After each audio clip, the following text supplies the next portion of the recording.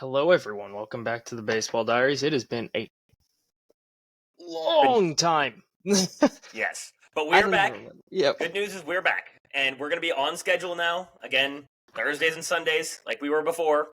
Obviously, that means it'll probably drop either Sunday night or Monday morning. And One of the two. Thursday episodes will drop either Thursday night or Friday morning. So, but we're back. Depends on what kind of crackhead shit he decides to do in the editing room. True. Which typically, it's not the editing; it's the fact that it takes forever to upload. Yeah. So, do you have the clapping soundboard thing? Yes, I do. We deserve it. We got through the bar. We got through the bar. We have no. We won't know if we passed until October, but we got the worst fucking experience of my life. Yeah. That sucked. Well, the test itself, I didn't feel like it was the worst experience of my life. Well, it's just miserable. It's not like, dude. So we're gonna open this up with this because I need to I was in this room with a bunch of other guys and we were talking about the first part of the test and everything, and we're just I came into the second day and it felt like Stadium Pulse, like in the new college football video game. Top of the line. This is a hostile environment. Yep.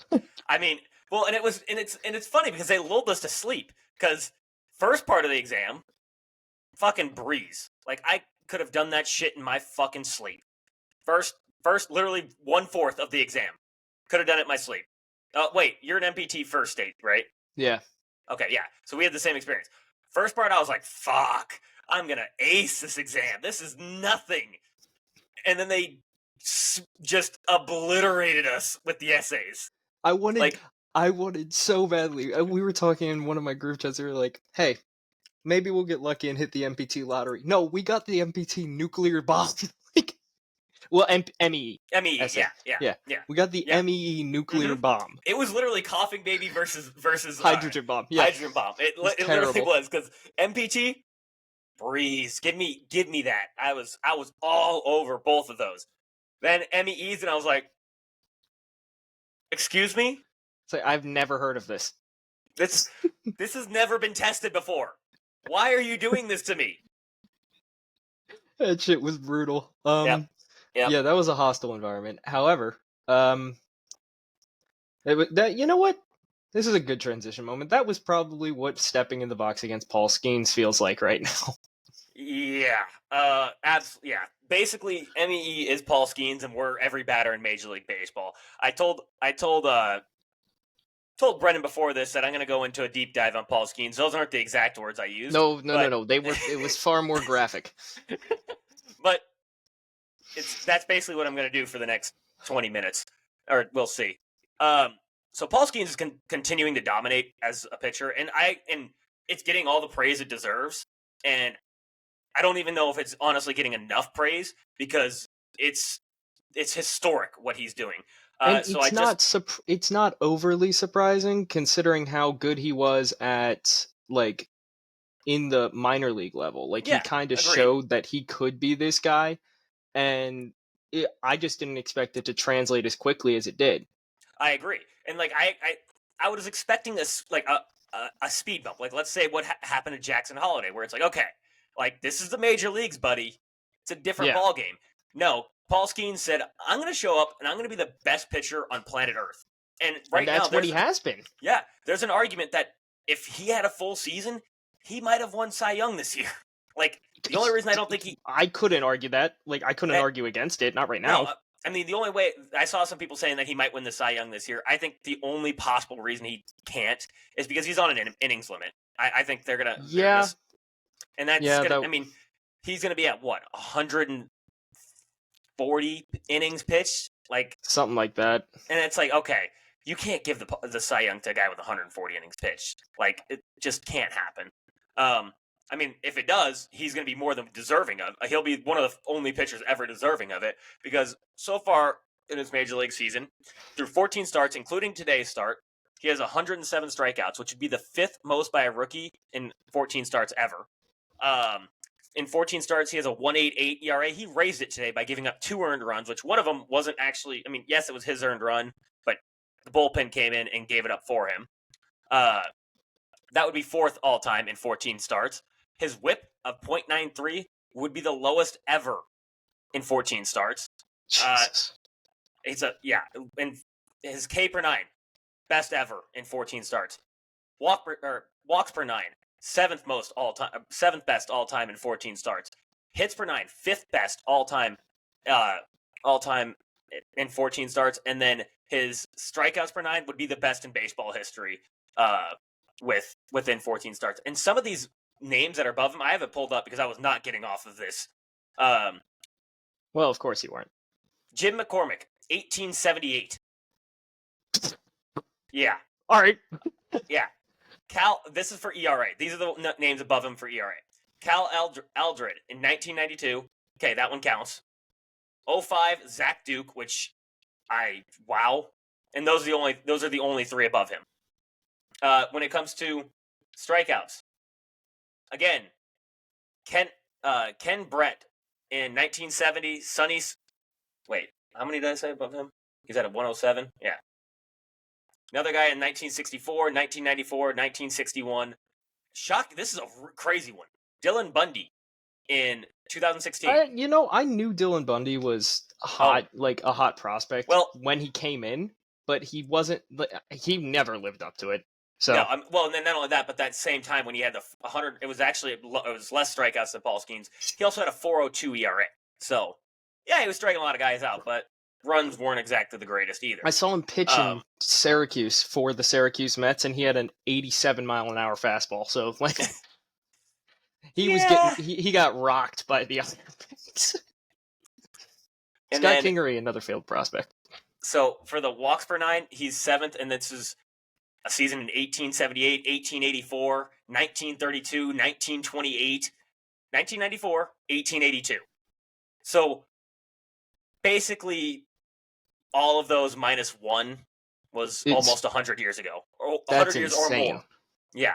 So the Paul Skenes, like I said, he's getting a lot of hype and all of it is deservedly so. And somehow I still don't think it's enough because it's like he's literally having possibly the greatest rookie season in MLB history by a starting pitcher, and it's just mind blowing to me because he came onto the scene and has just been dominant.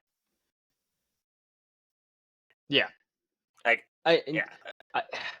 I saw just for, I guess, reference with the whole time zone, like not time zone, but like era difference there with like some of these guys doing this over 100 years ago. I saw a video because, the Olympics are going on, so people are comparing old. There was a swimming event from 1932 where these guys were swimming the 100 meters and they were like a full minute behind the athletes today. And it's like, and I'm supposed to believe that like Shoeshine Jackson threw 116 miles an hour? Bullshit. Yeah, exactly. Babe Ruth, and you have to believe that Babe Ruth is the best baseball player of all time? Absolutely the fuck not. Yeah, I mean, like, if you want to say for era, whatever, you can argue that. But, like, if you were to see Paul Skenes throw a fastball, he would immediately die. Yeah, he'd be wanting him on the stakes because he'd be like, that guy's a witch. That's impossible. That's completely impossible what he just did. He's got a loaded firearm in his arm, and he's using that to fire the baseball. Like, that's the only possible outcome. He's firing an artillery weapon at me. Yeah. Like, this is... I mean, I'm looking at his Savant page, and it's just... It's gotta be gross. It's disgusting. I mean, everything is pretty much in the 90th percentile. Well, that makes sense. 90th percentile or better. Most of it's 95th percentile or better. It's just insane. His fastball velo average is 99. League average is 95. No, 94. His sinker, which is not a sinker, that is fucking witchcraft. It's a splinker. Is what it is. The splinker. Yeah. That's above league average as well. He's at 94. That league average for that's like 93, which they're not even classifying it as a splitter, which it should be technically classified as because it should be. That's the pitch movement of it. I mean, I guess he's not holding it like a splitter, but the movement of it, that is a splitter. I don't care what you say. it's a demon splitter. Like that's probably an appropriate classification of it. Yeah, I mean, and like people will say like usually you don't want to go like change up splitter first pitch because like you don't want to go off speed first pitch. He does it all the time. Like, yeah, and batters just look at it like, what the hell was that? That was not a pitch. That was not real. Like that thing disappeared. Like it was moving because it does. It disappears. It completely vanishes. Yeah, and it's coming in at 90, 95 plus, and you're just I think he's thrown it 97 a couple times too. I've seen that. Yeah, and you're just like, what? There's no way that a ball that's moving 97 should move like that from a starter too, because you could say Duran has the splinter as well. Oh yeah, Duran does have the splinter, but he does it over an inning. Like, yeah, that's an inning. Like, so he's turbocharging his fucking fastball anyway. Yeah, exactly. While Paul Skenes is doing it over an entire start. It's stupid. Like, and you look at his pitch mix. Like, usually when pitchers are this fastball heavy, they have this dominant fastball.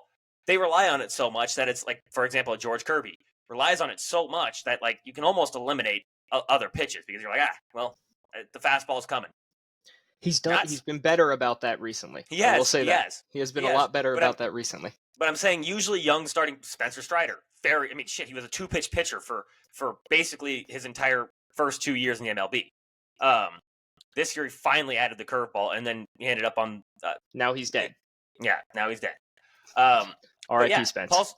Paul Skenes, four-seam usage 38.2%, splinter usage 30.3%, slider usage 16.7%, curveball 11.2%, and changeup 3.3%. Which I refuse to believe that they were actually changeups. I have a feeling they were splitters that got classified as changeups. I think it's just they get classified as changeups. I've seen that a lot. I mean, it's like the Pete Fairbanks changeup. Yeah. I throw it. Yeah. It's a fucking changeup. Oh, this says it's a splitter. No, shut up. Yeah. It's a changeup. Yep. Exactly. It he's doing it. He's pitching like a crafty veteran who has to rely on other pitches when he's got 102 in the back door. And you're just like, that's unfair. Like, yeah. Yeah, so I don't know where he's going to go, but like if that man can stay healthy and if there's any that's the thing everyone's calling that he's going to get Tommy John. He's going to get Tommy John. He's going to get Tommy John. The thing is he should be a prime candidate. He hasn't, and then not only that, but okay. No, the reason I think he might not. Now, so the UCL is weirdly like our brain, where it doesn't develop fully until you're 25-ish. Yeah. Yep. He wasn't a primary pitcher until like he was 23. Yeah. Well, he's 23 now. He's 22 now. Okay, so like when he was 22, so he hasn't been pitching on his arm the entire. He wasn't recruited as a pitcher. He was recruited as a catcher. Yeah. Yeah. And he might like it. I'm not gonna wish that he gets it, but like he might not need it just because he hasn't put as much stress on it as other guys. Well, and the other thing that I'm thinking is like even if he does like I'm not saying that if he does need it, I'm saying even if that's not a factor in it, he's a big dude and like he's gigantic. It's simple physics. Mass equals gas, baby. Like just ask Bartolo. Yeah, ask Bartolo. But no, he's 6'6", 235. That's a big dude. Like he's gigantic. Very big guy. So like he's got the muscle, the fat on him to withstand the being able to throw that at so many years. And I sound like an idiot right now, but still, this is like what I think genuinely like when you're a skinny pitcher, like you're a very skinny pitcher, and I think honestly I don't think statistics, but they haven't really done this math or science on this. I don't think if they do, I would like to see it, but I'd assume that people with more of a muscle mass on them that are just bigger built people can withstand being able to throw that hard, just because it's just like I said, physics. Like you look at it's why like you look at power hitters who can hit the ball the furthest and can generate the most power. It's the bigger guys because mass plus acceleration equals force. So that's just what. Yeah, I don't know if you'll ever need it, and I hope not. To God he doesn't. Just for his sake, because like the amount of people that Tommy John has just killed is it's a shame. Exactly. It's a shame. Well, and to put it into perspective, another pitcher who was a bigger guy, who never ended up needing Tommy John until literally the bitter end of his career, was Nolan Ryan. And Nolan Ryan was another guy they said threw 100 miles an hour, and they have him clocked at 100 miles an hour. And there's been studies that say it was well in excess of that.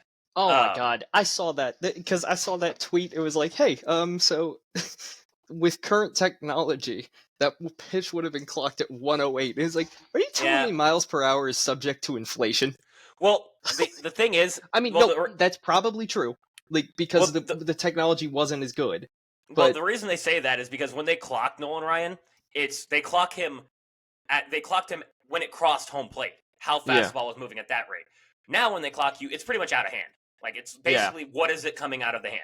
So there's a rough estimate that it was 108. Was it actually 108? We will never know. Like we will literally never be able to tell. Oh yeah, no, we're never gonna know that. But was it excess of 100? Yeah, I guarantee it was excess of 100. Oh, absolutely, it was excess of 100. If it crossed at 100, it definitely left the hand at significantly faster than that. But Nolan Ryan was 6'2", 194, and he was kind of a bigger guy back then. Never needed Tommy John until literally the bitter end of his career. And also, he was doing things like pitching 256 pitches in a game, throwing 15 innings. Which was batshit crazy. Yeah, it was. It was absolutely batshit. But like, it can be done. So like, that's why like when people are like he's gonna get Tommy John, he needs Tommy John. It's like no, it can be done. Will he need it? To be, maybe. I don't know. Maybe, but. And is he the most prime candidate ever for it? 100%. Like, I can't say he's not. But yeah, no, I mean, you'd kind of be lying if you said he's not, because I mean, what are the prime guys that get Tommy John now? The guys that throw 1,000,000 miles an hour. Yeah. High fastball velo, splitter throwers, and slider throwers. Those are his top 3 pitches. Like, and he throws 1,000,000. Like, yeah. But, like I said, I hope he doesn't, because I would love to see, because I generally feel like there's no, like, new generation of starting pitchers right now where it's like, these guys, it's not like, let's say, like, when we were growing up, it was Justin Verlander, Max Scherzer, Clayton Kershaw. Like, these were the guys where it's like, oh, we got 4 or 5 guys where it's like, these guys are going to go 200-plus innings, they're going to strike out 1,000,000 batters, and it's just going to be a show to watch every time they start. And now it's like, yeah, we had Spencer Strider. He's gone. We got Tarek Skubal now, he's on his second. He's on his second Tommy John. Yeah, like, Tarek Skubal is now finally coming about. Well, that one's appointment television now, so yeah, and it is. But that's what I'm saying. Like, I'm glad to see now that we're getting these guys, because it felt like for a chunk of years, while we just weren't. No, and Tarek, the thing, Tarek and Cole Reagans are the most ridiculous, like a lot of lefties that had come up previously, like Max Fried doesn't have the most fuck you fastball for a lefty. No, exactly. And I mean, he's a very good amazing pitcher, and he's probably going to win a Cy Young one year. Like, probably. Hopefully, it's not with the Dodgers. Don't say that.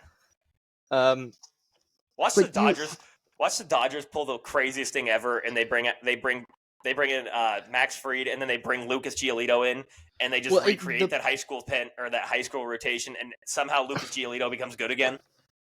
However, like when he was telling me the story, I was like, okay, so like the first part is like the second part is just, oh well, that's wild. Yeah. But the first part, you were taking BP off Lucas Giolito. I've heard crazier things. My brother caught Jordan Hicks one time. Oh yeah, you did tell me that. Yeah, which kudos to my brother for doing that, because I've been like, no, I'm good. I'll watch it. I enjoy being alive. Yeah, like I was a catcher until my junior year of high school. I don't want to catch Jordan Hicks, and this was like, oh God, no. This was reliever Jordan Hicks, not now. This was 103 mile an hour Jordan Hicks. This was Jordan Hicks when he had no idea where the fastball was going. Yeah, no, I'm good. I'd be like, I'm good. I'd like to live. Yeah, I'd like to be alive. It would literally be like that. It would be like that scene from Benchwarmers when he throws the fastball and it gets caught in his mask. I'd just drop dead on the spot. Not gonna lie, probably. I think I would. All that, like, I could just hear it happening right now, or like see what would happen right now. I could see two seam going low, way low, and you just hear the Sarah McLachlan commercial playing in the background, "In the arms of the angel," and then it would just be a two seamer that skips, hits right in the cup, and and I would. And that would be the end of my life. Like that would be it. Like, just cuts you in half. Oh, and I know that's what would happen because that's just my luck. It would be like, oh, he let a fastball go way too low, and he had no idea where it was going. Like, I drop and got cocked this. Like, oh. And he was in the hospital for the next 10 days. And then he killed himself immediately afterwards. Because there's no chance I'm ever having. There's no chance I'm ever having children again. Or I don't have children, I hope. Yeah, like... like, there's no chance, like, you're ever having kids again. And I don't know if that area is ever gonna work again. Like, likely not. Even if you're wearing a cup, I don't know if they make a cup strong enough to protect that. Like, no, it would have to be armor from a knight. Like, and that even might not even save you. Yeah. All right, we can go back into news and notes. Back into news and notes. Mike Trout is out for the season with another meniscus tear. I know. He was doing a rehab assignment from a meniscus tear and tore his other meniscus. Is there a crying one on here? There should be. Oh, I got this one. This will work. Emotional damage. Because I am emotionally damaged from this. Dude, It sucks because, like, the Ken Griffey Jr. comparison is so perfect now. Like, it just is. Yeah, no, I saw it this morning. It's a perfect comparison because, like, Ken Griffey Jr., first 10 years in the league, looked like he was the greatest player to ever play the game. Mike Trout, unarguably, had a better first 10 years. Like, if you look at their first 10 years, unarguably, he had a better first 10 years. And then both of them just plagued with injury after that. And it's just like, man, why? And it's not like with both of them. It's not like when they were on the field, they were still great. But they were off the field so much that it was like it's not the same. Doesn't matter. Yeah, and it hurts. Like I it's hate tragic, seeing Mike dude. Trout. Like, it's just I mean, I saw him literally tearing up after the first one. Good God, I couldn't imagine what he was like after the second one. Oh, the second one, he had to have been just absolutely devastated. Like, look, Mike Trout, I don't know if you drink, but I'd consider it. You know, maybe. Okay, we are not doctors, technically. However, I mean, technically we are doctors, but not medical doctors. Yeah, we're not giving medical advice. No, we shouldn't even be giving legal advice. Technically, no, we shouldn't be giving legal advice. I drink. I haven't torn my meniscus. But I drink and I tore my meniscus, so. But okay, so you got a 50-50 chance there. It's better than what your current. But when I did tear it, I didn't drink. This is science. This is science. I'm not saying it is the solution, but I am not saying it's not. What it would solve is, I guarantee you'd feel a lot better. Like, or he might be a sad drunk. Who knows? Yeah, I'm gonna have to cut that too. Fuck. Yay.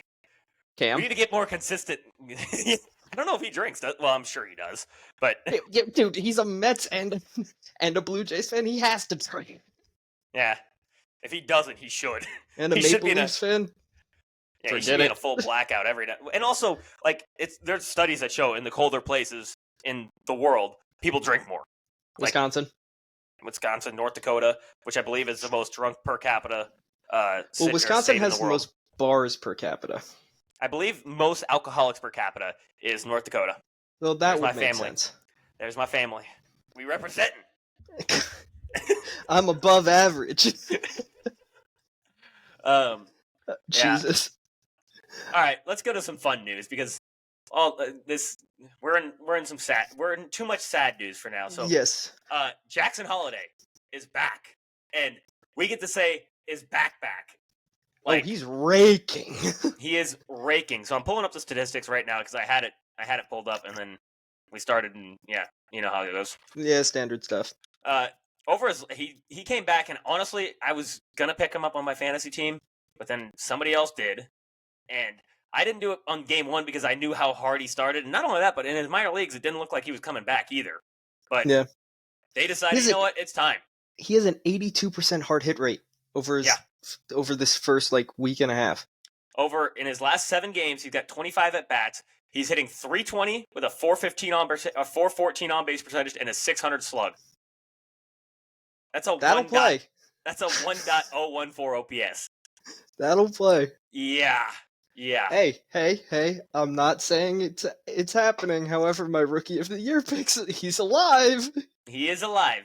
He's alive. Who was my Rookie of the Year pick for AL? Who was mine? Oh, Bangford. Oh yeah. I'm gonna go with yours. Has more of a chance right now. Right now, it has more of a chance, just because. Langford's just kind of. Well, the issue is he had a really good 2-week span, and then it's just kind of and then he fell off the face of a cliff. Again, he started off at the bottom of the cliff, and then climbed back to the top and then fell just again. Immediately. And, yeah. I mean, the only thing that Jackson's going to have going against him is the counting stats. The time, the time he's got. Will he even qualify as a rookie this year? He might not. Because I don't know if he's exceeded rookie status, and I don't think he will. If he doesn't, that's incredible service time manipulation, Orioles. Well done. Yeah. Well, they didn't want to do it. They tried to bring him up. They didn't want to, but and then Jackson forced their hand to be like, all right, well. So I guess we kind of need it. Right now, his contract status is he's still a rookie through 2024. I don't know how that's going to be by the end of the year because I don't know. I honestly don't know how that works. I'm sure I could look it up, but that's for another episode. Yeah. And if you continue, I'll probably look that up. If he does finish the year killing it, I'm probably going to look that up and be like, all right, let's see what he is. Yeah. You could see why they didn't move him at the trade deadline. Apparently, they were like, we know this is coming. Well, and everyone knew it was coming. The kid is 20. He's a child. I am 8 years older than this kid. That hurts. That hurts a lot. Old man. This kid graduated high school 4 years after my younger brother, who graduated high school 4 years after I did, graduated high school. Yeah, that is how math works. Old man is yelling at clouds because the old man is getting fucking old. Happy birthday to me, by the way, because happy birthday to you. Was my birthday, unfortunately, dude. Oh, you know what? I saw this during the Yankees series, which we'll get into eventually. The Phillies suck.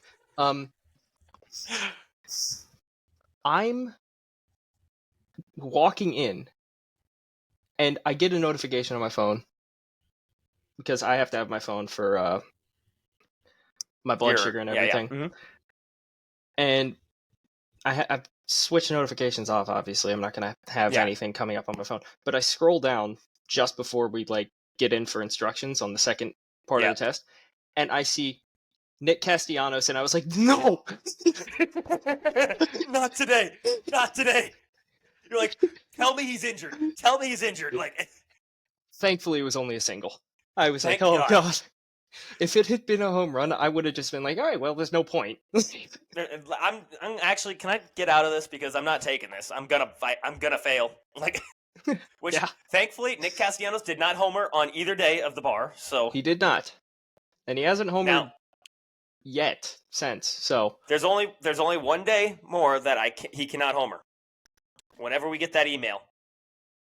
Oh, Jesus Christ, yeah. Well, it'll be in October. Say the day before, because if we get the email and they say we both passed and then he hits a bomb, sure, I don't care. As long as that could be passed. A tragic event for some other reason. I don't know. Yeah, I don't know. I don't care. But just the fact that we got the email that they both say congratulations, good to go. Yeah. But yeah, so that was a minor heart attack moment right there. Yeah, I can imagine. We're glad you're still with us. Yeah. Jesus, I almost wasn't. The White Sox, if you didn't know, if you were unaware, first of all, they suck. are a baseball team. Yeah, and they're really bad at it. They're really, really bad at baseball. Really bad at baseball. They're currently on pace to lose 118 ball games. Would that be a record? No, 120 is the record. Who was that? Was that the Tigers? I don't know. Had to have been. It had to be an AL Central team, right? It had to have been the Tigers. No, maybe it was the Orioles. Like no, the it really was the bad Orioles. It was the Orioles. It was the really bad Orioles. 20. Oh my God!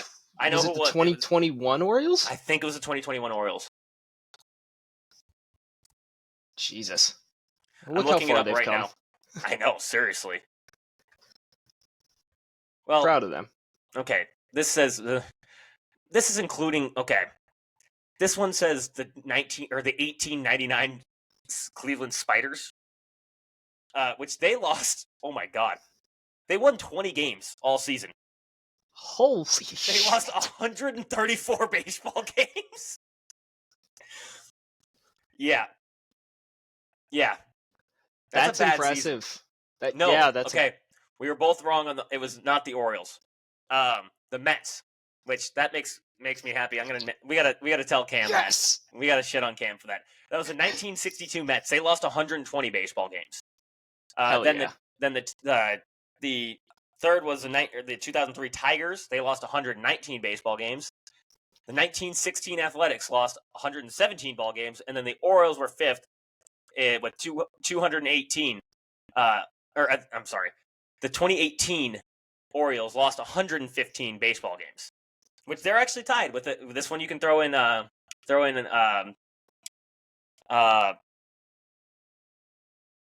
Braves fan. Oh, it'll come to Chris. Chris, yes, Chris. The Braves are tied for fifth in 1935. They lost 115 ball games. Hell yeah. Yeah, so we can throw some shade because ours is not even. Neither of our teams are. Let's see. The Phillies don't show up until 16th. In 1941, they lost 111 ball games. Do the Browns count as the Cardinals? I guess. Technically, the 1898 Browns lost 111 ball games, but I'm not counting them because. See, I'm not even on this list. We're too good. I'll get into them. How about those Cardinals? Hey, you're on the same boat as me right now, motherfucker. I'm well aware. I think right now you might be captain in that fucking boat. I'm tasting a lot of metal, bro. Yeah. Well, back to the White Sox because I don't even know if they have fans, honestly. I've met one. I've heard they exist. I'll go with that. I've heard them. I don't believe them. But they right now they're playing right now, or is the game over? Because if the game is over, then they just tied a record. I think they set a record. Maybe they set it. I'm looking it up. Okay, cool. Right now they're gonna. What the hell? They're losing 13-7. Yeah. What is going? Yeah. I thought you were looking up the loss record. Oh no, I got it. That one I knew. 13? Oh, that's also not true. But it must be. Oh, what the hell? Okay, I saw that 20 was supposed to be I'm an idiot. So when they lose today, they will have lost 20 straight ball games, which is the seventh team in MLB history to do so. The longest losing streak was the 1961 Phillies, which they had 23 games losing in a row. Hell yeah, boys! They're lucky. The Twins are lucky or not the Twins. The White Sox are lucky because their next 3 ball games are against another baseball team, the Oakland A's. So they have a chance to not tie or break that record. Brent Rooker is going to hit like 14 home runs, isn't he? And then after that, they play the Cubs. So there's a chance that they don't break the Phillies record. Unfortunately for you. Honestly, I'm not going to be too mad at that. I mean, you weren't even. That was I wasn't even alive. Weren't even close to alive. My parents weren't even alive. Yeah, neither mine were either. Yeah. So nobody that we're close relatives with witnessed that. So we're all right. We're good. We'll be fine. After that, here's another deep dive I kind of went on. I didn't go too in deep on this, just a little bit.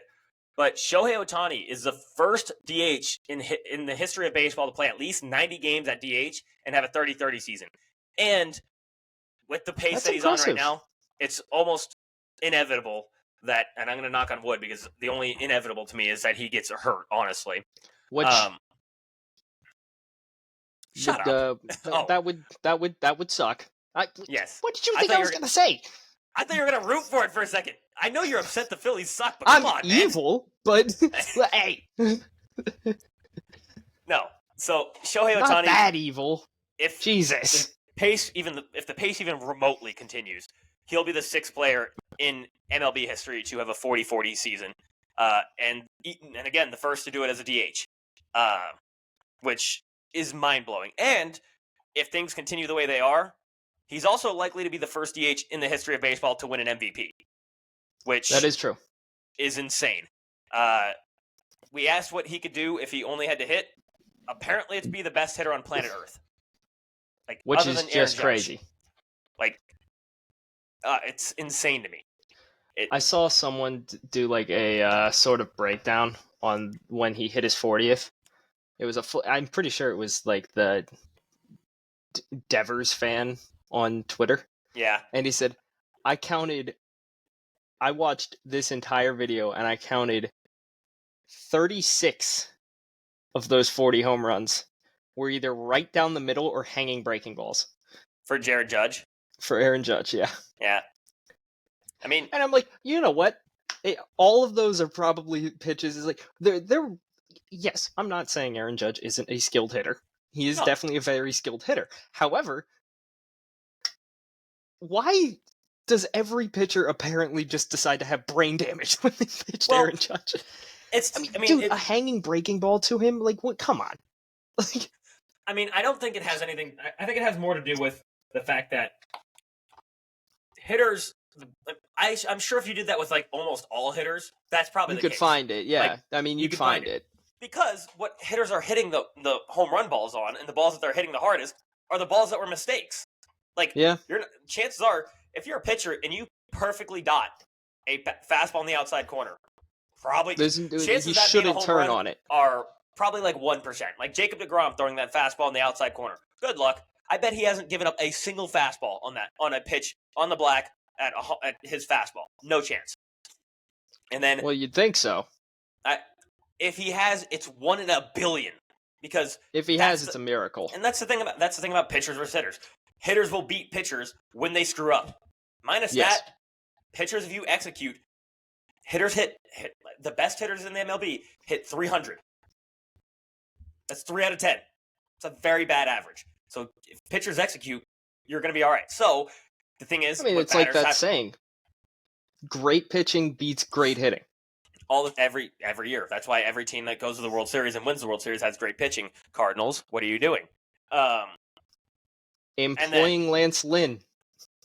And trading for Eric Fetty. So that's the thing. When you're a hitter, the best hitters take advantage of the fuck-ups. Like, that's what you're doing as a hitter. Like, it's what you have to do. And that's why Aaron Judge is as good as he is. Because when a pitcher screws up, guess what? You're not getting that ball He doesn't back. miss it. Yeah. You're asking for a new baseball. Yep. And that's another one with and then I think, honestly, Shohei Ohtani, he might be one of the few that I could, like, you could probably break down and be like, nope, apparently not. Because I see some of the ones that he hits, and I'm like, he shouldn't have been able to hit that out. Like, no, like, there's so many pitch clips I've seen. There was one he took, it was an inside-out swing that he somehow, like, and it went out opposite, and I was like... I sent you that one. It was a fastball on the inside corner, off the plate. It was not on the plate. And he inside-outed it against over right center field. And I was like, there's so many clips I've seen of pitchers facing Ohtani and Ohtani hitting a bomb off them. And then the batters, you can see them mouthing, how the fuck did he hit that? Yeah. Like, I think it was in that video. He's like, how the fuck? Yeah. Like, where... Like, because realistically, there should have been no way that ball went out to right center field. There should have been no way he made contact with that ball. He should have been swinging out of his shoes. Yeah, the ball that was on the inside that he hit inside outed, that should have slammed his bat. His bat should be in 1,000 pieces right now. Oh yeah, his bat should have been splintered into instead, like a billion pieces. Instead, Shohei Ohtani's like, that's a home run, and you're like, that wasn't a strike. That wasn't even close to a strike. Like that would have been ball 4. Yeah. Like, and Shohei Ohtani's like, good wood on the ball, and you're like, how the fuck did he hit that? Shohei Ohtani's a hitter. Bro just hit a perfect on a ball that's 6 inches inside and went out to right center field. You're just like, all right. He's like Vlad Guerrero Sr., except for all of his swings that are way outside the zone are somehow home runs now. You're just like, what the fuck? Like, I mean, what are you gonna do? Like, I still remember to this day there's 3 biggest what the fuck pitches I've ever given up a home run on, and I remember them clearly because 2 of them were in the same game, and one of them I gave up to a guy that looked like Giancarlo Stanton. He had the funniest line to me after I struck him out the next at bat, and I was dying. Okay, first one was my first outing in college baseball. I come in, bases loaded, and I throw a four-seam fastball in the inside corner. He takes it, and I'm like, all right, cool. I'm going to play my 2-seam off that because my 2-seam was my better fastball, and I had a lot of arm side run on it. And I was like, I'm making this not a strike. This might hit him, honestly. And I knew the guy was a good hitter, so I was like, there's no way he's going to hit this. Best case scenario, it's a ball, right? Or I shouldn't say best case. Well, I mean, worst case scenario, it's a ball. I throw this pitch, and I'm like, oh, dotted it perfect. I was like, there's no chance he hits this. He fucking steps in the he literally steps in the bucket behind him, hits it 495 feet or something like. I don't know how long it was, but the ball still hasn't landed. It might be on the moon. Then I get a ground out, which I'm just like, hello, college baseball. I just gave up a grand slam for my first at bat in college baseball. Great. Next 2 batters later, so I get a ground out on the next guy. Next guy after that, I throw a slider to a righty in the other batter's box. I mean, literally, this guy is on one knee, makes contact, hits it over the right center field fence. And I'm just like, I audibly started laughing because I was just like, that shouldn't have been that should have been taken. He shouldn't have swung at that. It was never was a strike. It did not leave my hand as a strike. And he swung at it, and somehow he hit a home run on it. Like, you're just like, at that point, you were like, well. Yeah, it's just, well, I guess, all right. Okay.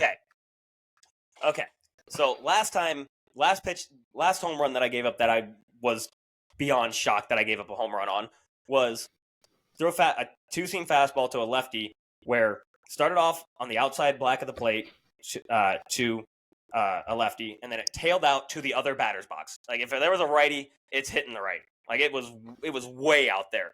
And somehow this guy pulled the home. Like, he didn't go oppo. He pulled it. And I was just like, how did you pull that out of the park? Like, I said the guy was like 6'5", jacked, but I was just like, that's impossible. That's witchcraft. Like, yeah. Like, that was, and I remember, because the funny part about it was, next at bat, I struck him out on a backdoor slider not a backdoor slider. It was one of the sliders that, like, I meant for it to curve this way, but for some reason it went the other way. And it was a complete accident. And I was like, oh, well, I got lucky. And I struck him out. So next at bat, I come up to bat. I get a hit. He's playing first base.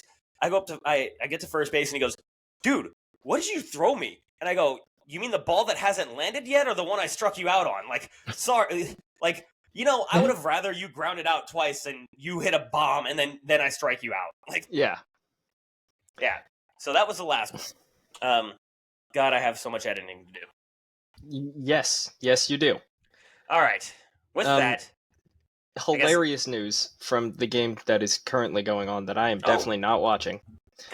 Nick Castellanos had a 15-pitch at bat. Oh. I thought you were going to say he hit a home run. No. Cry. That would have been so perfect. If he would have hit a home run there, I would have cried laughing. Oh, the White Sox lose 20th straight. Well, they have lost 20 straight ball games. They're the 7th team to do it. Second longest losing streak in AL history. Last one on July 10th. Who goes to White Sox games? Other team fans. Fans of the other team. Yeah, likely. Hold on. I'm sending you this at bat because it's objectively hilarious. It is objectively hilarious. The Marlins beat the Braves 7-0. Okay, so that's interesting. This is going very strangely. Yeah, baseball's a strange game. Speaking of other strange news, Blake Snell threw a no-no. Full game. And he also 114 pitches, which is normally what he's at around the 5th or the 6th inning. So, shout out to the Cincinnati Reds for somehow letting him do that. Yeah, seriously. Like, I thought it was funny, him after the game. I don't know if it was tongue-in-cheek or if it was, like, him actually being serious, where he's like, see, now they can't say I don't go deep into games, blah, blah, blah. And I was like, I mean, you did it once. He's a troll. He's a troll. He is a troll. He's a troll. I feel like it was kind of tongue-in-cheek. Yeah. Because Blake Snell he seems like a genuinely just a chill dude. Like, he seems like the guy... This was the guy who was playing Call of Duty while waiting for a team to sign him. Like, he was actively streaming Warzone. And I was like, well, Blake Snell's playing Call of Duty again. There's a reason I don't actively stream Warzone. Yep. My choice of words is not the greatest, especially on video games. You're going to have to edit this out. Nah, I think this is alright. This is fine. It's tame enough. Yeah, this is tame enough. Now, like, Blake, so... Yeah, that's what I'm saying. I think it was pretty tongue-in-cheek, which was funny. I'll give him that. That's funny. Like, if he's saying, like, oh, they can't say don't go deep in ball games now because he did it once. Like, yeah, Blake, like, I think you're an amazing pitcher. And I've kicked myself so hard for dropping you in Fantasy League. Like, you don't know how hard. No, if you kept... You know what? This is the thing. I had a friend who did the exact same thing last year, and Blake Snell actively had, like, the best second half ever. So, apparently, it's just his thing. No, it is. So, I actually looked this... I saw that statistic, like, the statistics for, like, his second half. The dude just somehow is the best pitcher in second half. It's insane. MLB So, history. I'm looking up his career pitching splits, because it's pretty... Like, it's insane, the difference. Like, it's night and day. Like, so... First half throughout his career, he's at a 3.98 ERA. Second half, 2.39. He goes from being Kyle Gibson in the first half to being prime Clayton Kershaw in the second half. It makes no sense. Yeah. And that's over his entire career. In the first half, he's thrown 546 innings. Second half, 452. So comparable enough. It is comparable. So, it's just, I mean, literally, his strikeouts per nine goes from 10.9 to 11.4. His whip goes from 1.3 to 1.1. His walks are literally half from first half to second half. That one almost makes no sense. Yeah. The only thing that goes down is his strikeout numbers, and I think that's because there's 100 innings difference between almost 100 innings between his first half and second half. Obviously, because the strikeouts per nine jumps dramatically. Yeah. Like, it doesn't make, because usually pitchers dominate to start the season because, like, hitters have to take time to adjust. With Blake Snell, it's the polar opposite. He goes from, in April, he's got a 4 ERA. May, 4.57. September, October, he's got a 2.25.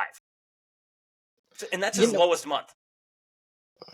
You know, I was gonna say maybe it's like the warmer weather kind of thing. Oh, that's true. That's a big factor. I will give that. Because I know it helps velo, especially like when it gets hotter. It helps velo a lot. It helps with your grip of the ball too. Like, second game I pitched in college, it was 29 degrees and it was sleeting. That's disgusting. And I was like, I gotta pitch. No wonder you gave up a grand slam. That was the second game. First game, it wasn't that bad. Second game, it was when that happened. And actually, I had a decent outing the second time. Shockingly, I had to throw only fastballs because it was like, I cannot throw a slider right now. I still think I could roll a batter or two. The Tyler Kitrel pitching experience: drill 2 straight batters and then strike out the side. Yep, there's already an inherited runner. So I had a lot of batters. Well, in my fair defense, my best pitch was my 2-seam. And most batters are righties, and I was a righty pitcher. So, it happens. Likely thing for you to do. In Little League, I broke a kid's wrist throwing a 2-seam in. Dog. And, no, it was funny, because then he ended up being a teammate of mine in high school. And he's like, I think I know you. And I'm like, you do? He's like, I think you broke my wrist. And I was like, oh, yeah. And he's like, that was a nasty two-seam. And I was like, I know it's nasty, but, sorry. Sorry about that. Yep. Happens. All right, with that, I guess we can get into our teams. Would you like to start? The Phillies suck. Anything else? I mean, so you go from, I think we've lost 12 of 16. Yeah, you're 2-8 in your last 10, too, on a 6-game losing streak. 6-game losing streak. Just everything's been bad since the All-Star break. I mean, you swept the Dodgers, and then you lost a series to the Athletics, and you haven't won a series since sweeping the Dodgers. So that's just great. Love it. And in the pitching, I mean, Chris Sanchez had a couple blow-up starts, I remember. Yeah. Rangers on the IL right now. Rangers on the IL. Wheeler got knocked around. Yeah. And he got knocked around by, who was it? The Nationals. He always is bad against the Nationals. That's weird. But still, the Phillies have been going through it. I mean, they're losing a series they're 2-1 against the Cubs right They now. already lost the series against the Mariners. They're currently doing their best to make sure we don't score another run. That's why I was looking at the Cardinals for some reason. Yeah. I mean, hey, good news is you guys scored a run against the Mariners, which means it was a leadoff home run from Kyle Schwarber, and you guys lost 2-10. You guys gave up 10 runs to the Mariners. Yeah. How was that possible? Who was even pitching? Oh, Tyler Phillips. We completely missed. We'll get into it after we go through our teams, then, because we got to run through the trade deadline too. Because this is both of my teams right now. So, yeah, that's true. The Mariners decided that they were going to play real offense. Yeah. Well, the pickups they made: Randy Rosarena, Justin Turner. Justin Turner hit a grand slam. Yeah. Because of course he did. Why wouldn't he? And I don't know what Randy Rosarena's been doing as of recent. I don't know why MLB.com added a human verify thing, but it's annoying me. Congrats, you're not a robot. Yeah. Randy Rosarena's hitting the cover off the ball. Finally, again. He's hitting 308 with a 950 plus OPS. Yeah. So that's a big pickup for the Mariners. I'll give them that. Give them their dues. I thought it was a good move. I agree. So that's trade deadline talk right there. I mean, that's a good move for the Mariners. They definitely needed a right-handed power bat because, goodness, they needed any bat. Julio is apparently still dead. Yeah. Julio still hasn't figured it out. The Phillies have continued to suck. What is in your opinion? Why? You pay attention to this a lot more than I do. I couldn't tell you. It looks like the entire team forgot how to play baseball. It seems like it genuinely looks like they don't know how to play baseball. Don't score runs. Yeah. They're not and the thing is, this isn't a bunch of young kids that, they're breaking into the league. They're not really sure how to approach big league pitching, and they're striking out. They are striking out a ton and they have some of the worst situational hitting I've ever seen recently. Legitimately. Which is what they lived off of, for the entire first half of the season. Yeah. And I last night I didn't watch because I was just fuck it. Whatever. They were, and then I saw the score coming in on I was getting the updates on my phone. Especially after the first game, I was I got the notification that Rayleigh hit the home run before I saw it happen on my TV, and I just turned it off. I was fuck that. I'm not watching it. And like you said, it's everything. The starting pitching has been bad, which you guys had the best starting pitching in the first half. Hands down. There's not a team, Mariners, but their offense was so bad that somehow they made it almost worse. Negated it. Yeah. And the game yesterday, they were up 5-0, and then Jeff Hoffman had a blow-up inning. And he was arguably the best reliever in baseball going into the All-Star break. He had a sub-1 ERA. Yeah. So, you're like, well, what, like, I guess everything that can go wrong will go wrong. And then, given the umpire was apparently terrible, he missed 21 calls and 13 went against us, which is, I mean, technically close enough to half, but helped them because he ended up. I gotta pee. Yeah, go for it. He ended up losing the game on a walk-off walk. Just, And Estevez's pitch, he struck him out looking. So, realistically, he should have been out of that, and we could have gone into the 11th, I think, and probably still not scored because in the top of the 10th, they went 4-pitch strikeout, 4-pitch strikeout, and 4-pitch flyout. So you weren't doing anything to warrant getting a victory in that game. And lo and behold, you don't play winning baseball, you're not going to win the baseball games. So, that's the thing. Situational hitting. You can't go into extra innings away and hope you're going to win with a 4-pitch strikeout, a 4-pitch strikeout, and a 4-pitch flyout. That's not going to get the runner home.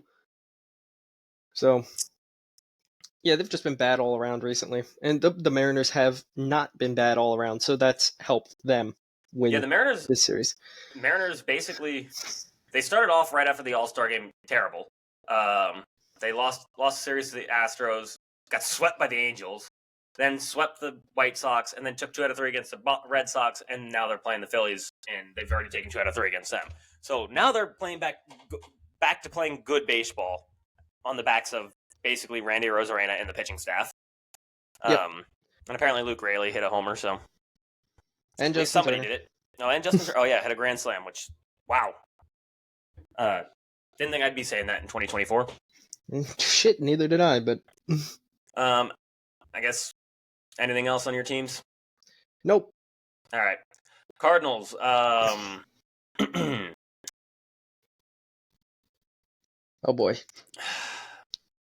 We're losing. First of all, we better win today because I can take splitting a series with the Cubs. I don't know if I can take losing 3 out of 4 against the Cubs. That sucks. But before that, we took a series against the Rangers, lost a series against the Nationals, and then lost a series against the Pirates. So they're just playing baseball. Like, not good, not bad. Their one trade piece that everyone was so happy about, Eric Fetty, had his worst start probably all season. In his first start with the Cardinals, he gave up 5. And I think 3, no, it wasn't 3 innings. It was like 5 innings, I want to say. 5 earned runs in 5 innings. That was what I want to say it was. And I'm going to look it up because I can. Yeah, why not? Yeah, 5 innings, 5 earned runs. Gave up 2 homers. Game score of 39. So, yeah, not great. Nice. Not great.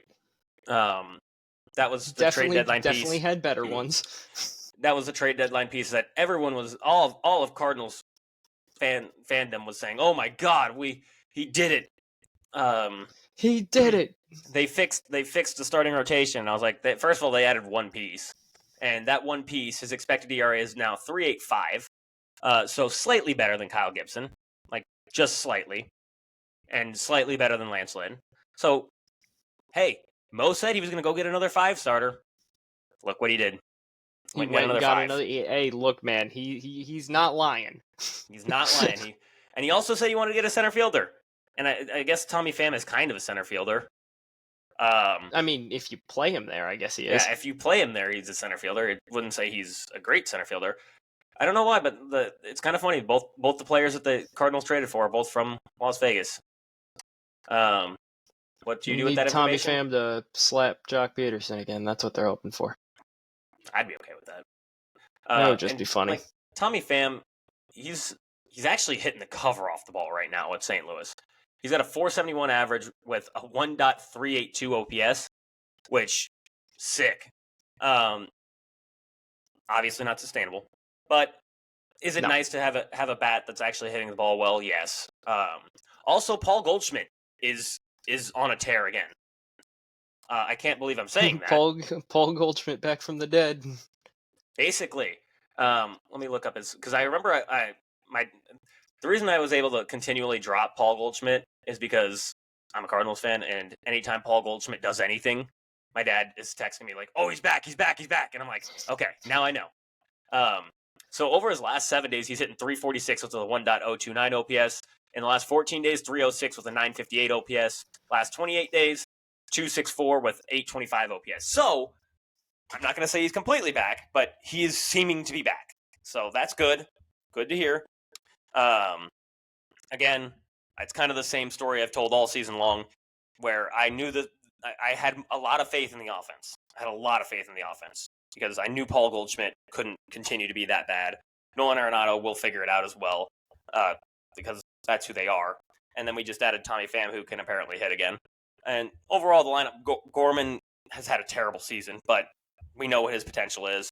So I had pretty good faith in the lineup going into the season. What I didn't have faith in was the starting pitching. And lo and behold, am I right again? Because even Sonny Gray has not been good. Sonny Gray's got like a 3.7 ERA. So, yeah. Nothing's going well for you right now. No. Other than Paul Goldschmidt. But she's a free agent at the end of the year. Yeah. Welcome to the Mariners, Paul Goldschmidt. They're not going to sign him. They don't spend any money. They got you know who? Ty France is a Cincinnati Red, and he's wearing the number 2, and it says so. It's France 2, Quebec. Nice. Quebec. The Reds have Quebec, is what they have. Yes. You know who he could go to, which I could see this happening, and it's going to break my soul. At least it'll be another team that I'm rooting for. The Houston Astros. Yeah, that's it. They need his first baseman. Paul Goldschmidt's probably going to be pretty cheap, honestly. Because even if he continues the season hitting 346 with a 1.029 OPS, that's going to bring his season OPS to like a 750. That would be like the Jose Abreu experiment again. Yeah, it's basically what it would be, and it could pay off because like Paul, if there's any hitter that I can see bringing it back, it's definitely Paul Goldschmidt. Like his career is pretty insane. That's why this year was so shocking, because his consistency throughout his entire career has been like, oh yeah, he struggles in the first half, and then the second half he becomes the best hitter on planet Earth. I mean, he's been second in MVP votes twice, 11th once, 3rd once, 6th once, 20th, 15th, 6th, and then won one. So, and he won one 2 years ago. So yeah, I could see it coming back and him still.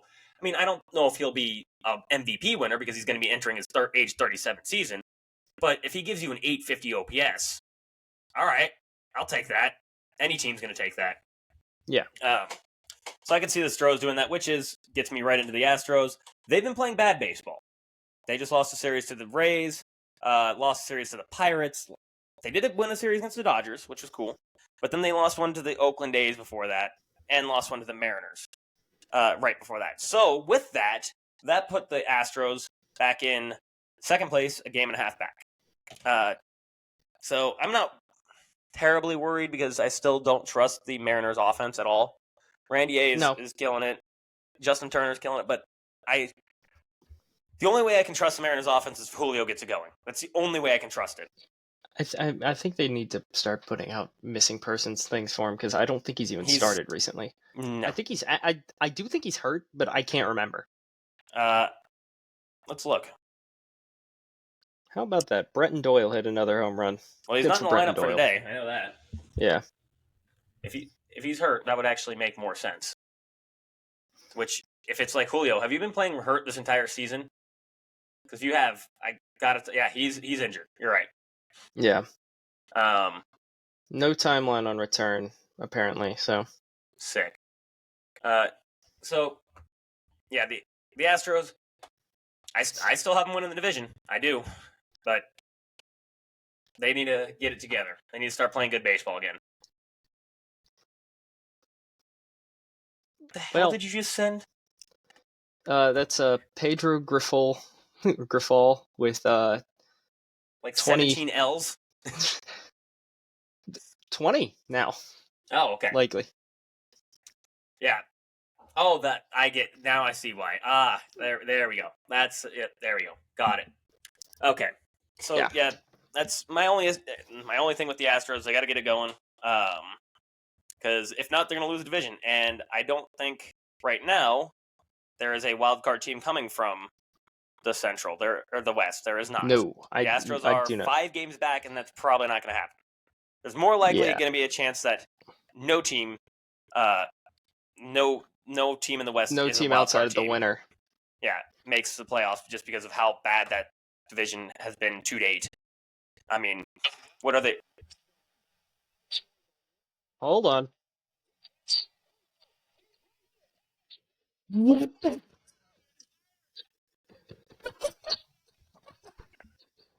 There's no way he couldn't even see the ball, and he caught it. Okay, well, I'm sending that in in the group chat. I have no idea how that happens. I thought that ball was tattooed. Well, God dang it. Anyways, Astros need to get it going because the best team in their division is 6 games above 500 with the Mariners. So yeah, there's not going to be another team from that division who makes playoffs. So whoever wins that division, welcome to playoffs. Everyone else, no. No. So that's my issue with that. Somehow the AL Central is going to have potentially 3 teams making the playoffs, which is hilarious. Mind blowing. Or the Red Sox. Yeah, which I could see the Red Sox doing it. I could see the Red Sox doing it. Now we'll run through the trade deadline stuff real quick. Let's see. I have a whole list of, thankfully, MLB.com put this out there. The biggest one by far was Jack Flaherty going to the Dodgers and killing my soul. For basically nobody, again. The Padres acquired Tanner Scott and Brian Howing for like 5 guys in their already depleted. There's no one in the Padres farm system. That's I'm like, I don't know who they sent them. I think their last prospect might just be their bat boy. Guardians sent Alex Cobb. I think it's Air Bud, actually. I think they have Air Bud in the prospect. Alex Cobb goes to the Guardians, which that's helpful for them because shockingly, I still cannot believe I'm saying this. They need starting pitching, which that's something they're getting today they were getting Gavin Williams was getting roughed up by the Orioles. Yeah, the starting pitching for that. Oh, we didn't even go into the Orioles. Oh, they won the series against the Rangers. I believe they lost the series against the Guardians, but today they just tattooed Gavin Williams. Yeah, so let's see. Orioles, they split the series against the Guardians. Split? Was it a 4-game set? Yeah, 4-game set. Okay, so they split it. And then they took 3 out of 4 against the Blue Jays, lost the series to the Padres, lost the series to the Marlins, but they're still in first place. Well, they're back in first place. They're half game up in first, which if the Yankees win today, I believe they will be tied again. Yeah. Cool. Yankees acquired, I don't know who that is, so I don't care. Okay. Padres acquired Martin Perez from the Pirates, which, I don't. The Padres were also apparently asking about Blake Snell. They were. Which, funny question. The Red Sox acquired Luis Garcia from the Angels, not the Luis Garcia from the Astros. So, Orioles got Gregory Soto from the Phillies, which I think that was a good pickup for them. I feel because the Phillies at the time were dealing from a place of strength of having an insanely deep bullpen, and apparently that's fell apart since. But that's how that goes sometimes. Well, I mean, with Soto and Tanner Banks, who we got, we got Tanner Banks and Carlos Estevez, and we got rid of 2 prospects for Estevez, which was, I mean, it was pretty expensive. I'm not gonna lie. Like they were 2 decent prospects, and the thing is, with Clausen, he was more like his control would probably make him a reliever, not a starter. Gary was probably a low ceiling starter, maybe at the major league level, but it was like if Estevez comes in here and is actually still good, it makes our bullpen better because we've shipped out Sir Anthony Dominguez and Greg Soto, who were the two wild cards that they were just as likely to throw a ball through the netting behind home plate as they were to throw a strike. Hit the bull. Yeah. So realistically, I was okay with that. Yeah. Because like I felt like that trade Austin Hayes is good defensive. Oh, Bryson Stott just hit a home run. Hey. Right. Two lefties have homered in Seattle. What the? Okay. Baseball's being weird. Baseball's being very weird because no one homers to right in Seattle. But so I was fine with it, especially because Austin Hayes is fine. Like he's good defensively, and I mean, Pache black hole, Rojas black hole. Really, like I mean, he can like I like Johan Rojas, but if he can't hit the ball, it doesn't really matter. Yeah. So, realistically, there was no way that anyone was going to pay whatever the White Sox were asking for Lubob. Like this is apparently Crochet. Well, I think Crochet sunk his own market. Yeah, because he was asking for the long-term extension. Yeah, and he said, "I'm not going to go to the bullpen in a playoff run," and it was like, dude, you literally started your career as a reliever. Yep. And you're worried about workload right now. If you go to a contender, you're worried about your workload over potentially winning a World Series. That says enough. Like that says enough. And I understand both sides of it because I understand from his perspective, he's been healthy finally. He's been healthy, yes. And it's like, okay, I've been healthy finally. What happens if I go to another team and I overextend myself to get to the playoffs and then I blow my arm out because of it? Well, now I just lost my entire future. Like that's it. Like you're just done. Yeah. So I understand it from both sides. You want to hear the trade that ticked me off? Well, I shouldn't say ticked me off. I like that we got rid of this player. I don't like who we traded him to because I knew this shit was going to happen. Dylan Carlson traded to the Rays. And that was obviously he was going to hit like a home run immediately after being traded. He did. It was immediately. And so far, he's only got 8 at bats with them in 7 games. He's hitting .250 with a .333 on base percentage and a .750 slug. So market right now. Next season, Dylan Carlson's going to have 40 home runs. Yeah, 30 plus tanks for Dylan Carlson. Christopher Morel's going to have 60. So yes. That was another trade where I was like, that one didn't make sense.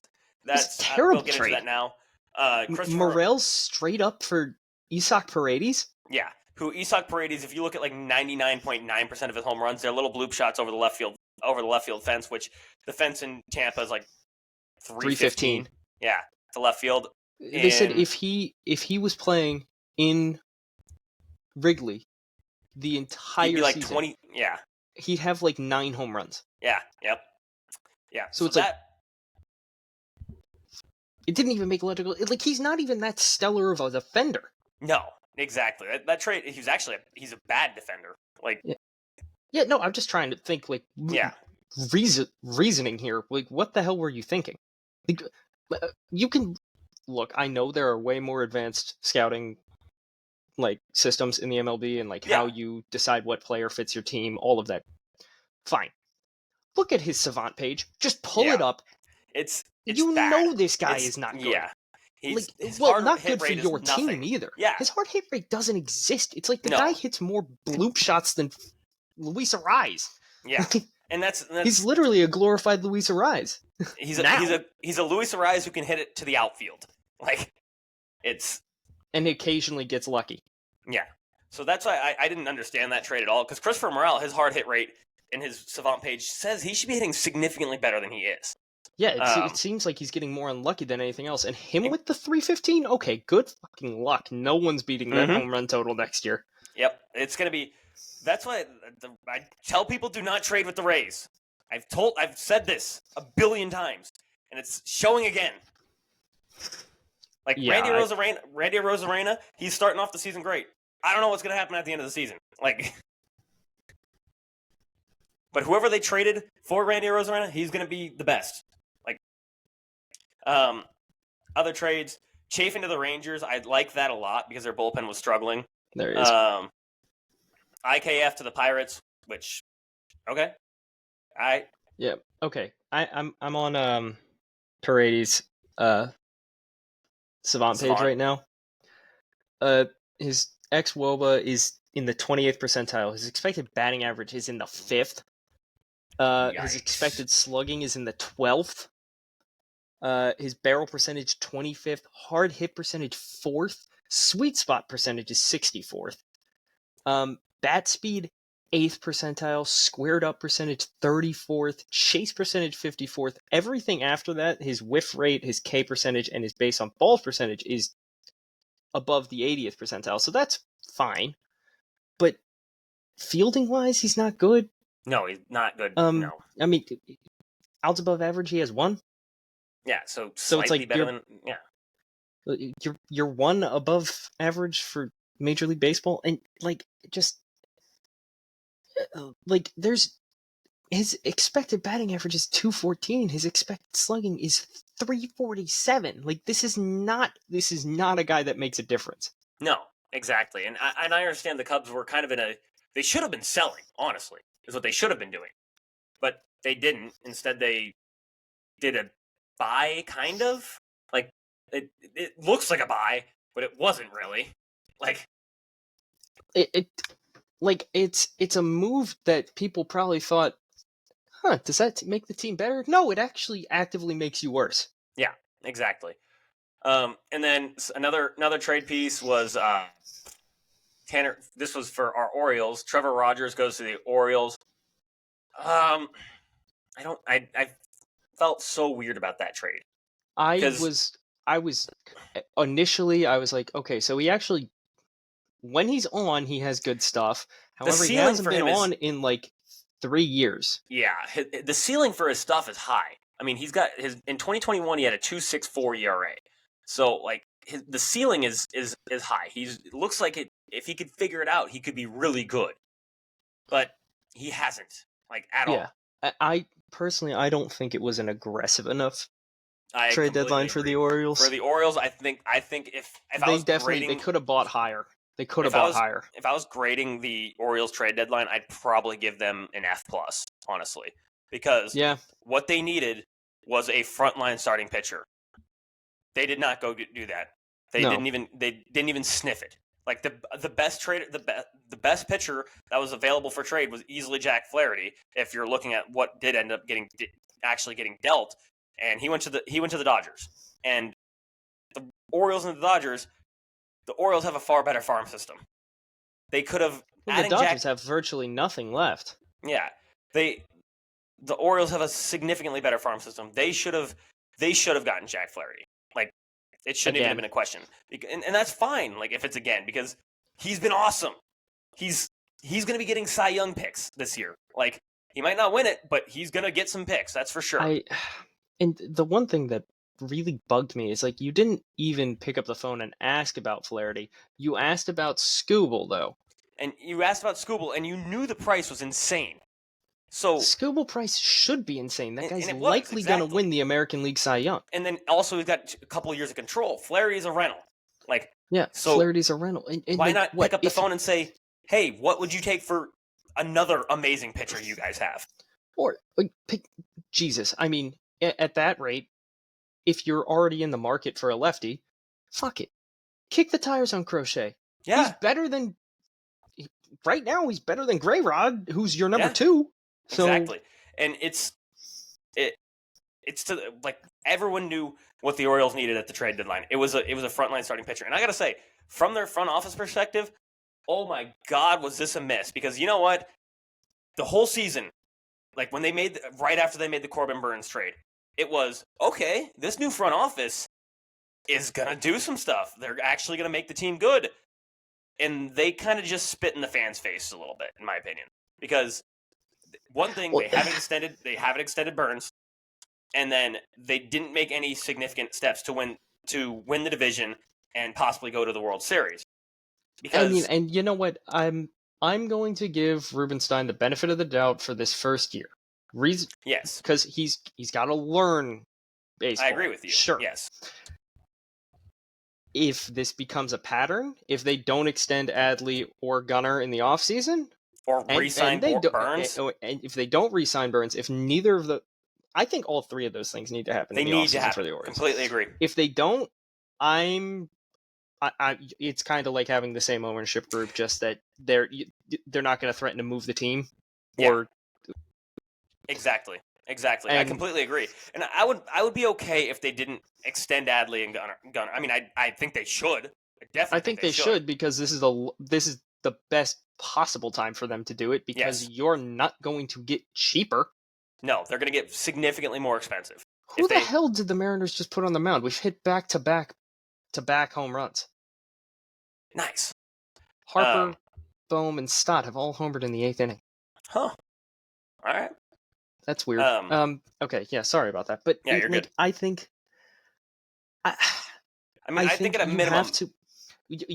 okay, so the first one that should happen immediately is the Burns extension. That one has to happen. Needs to happen. That needs to happen.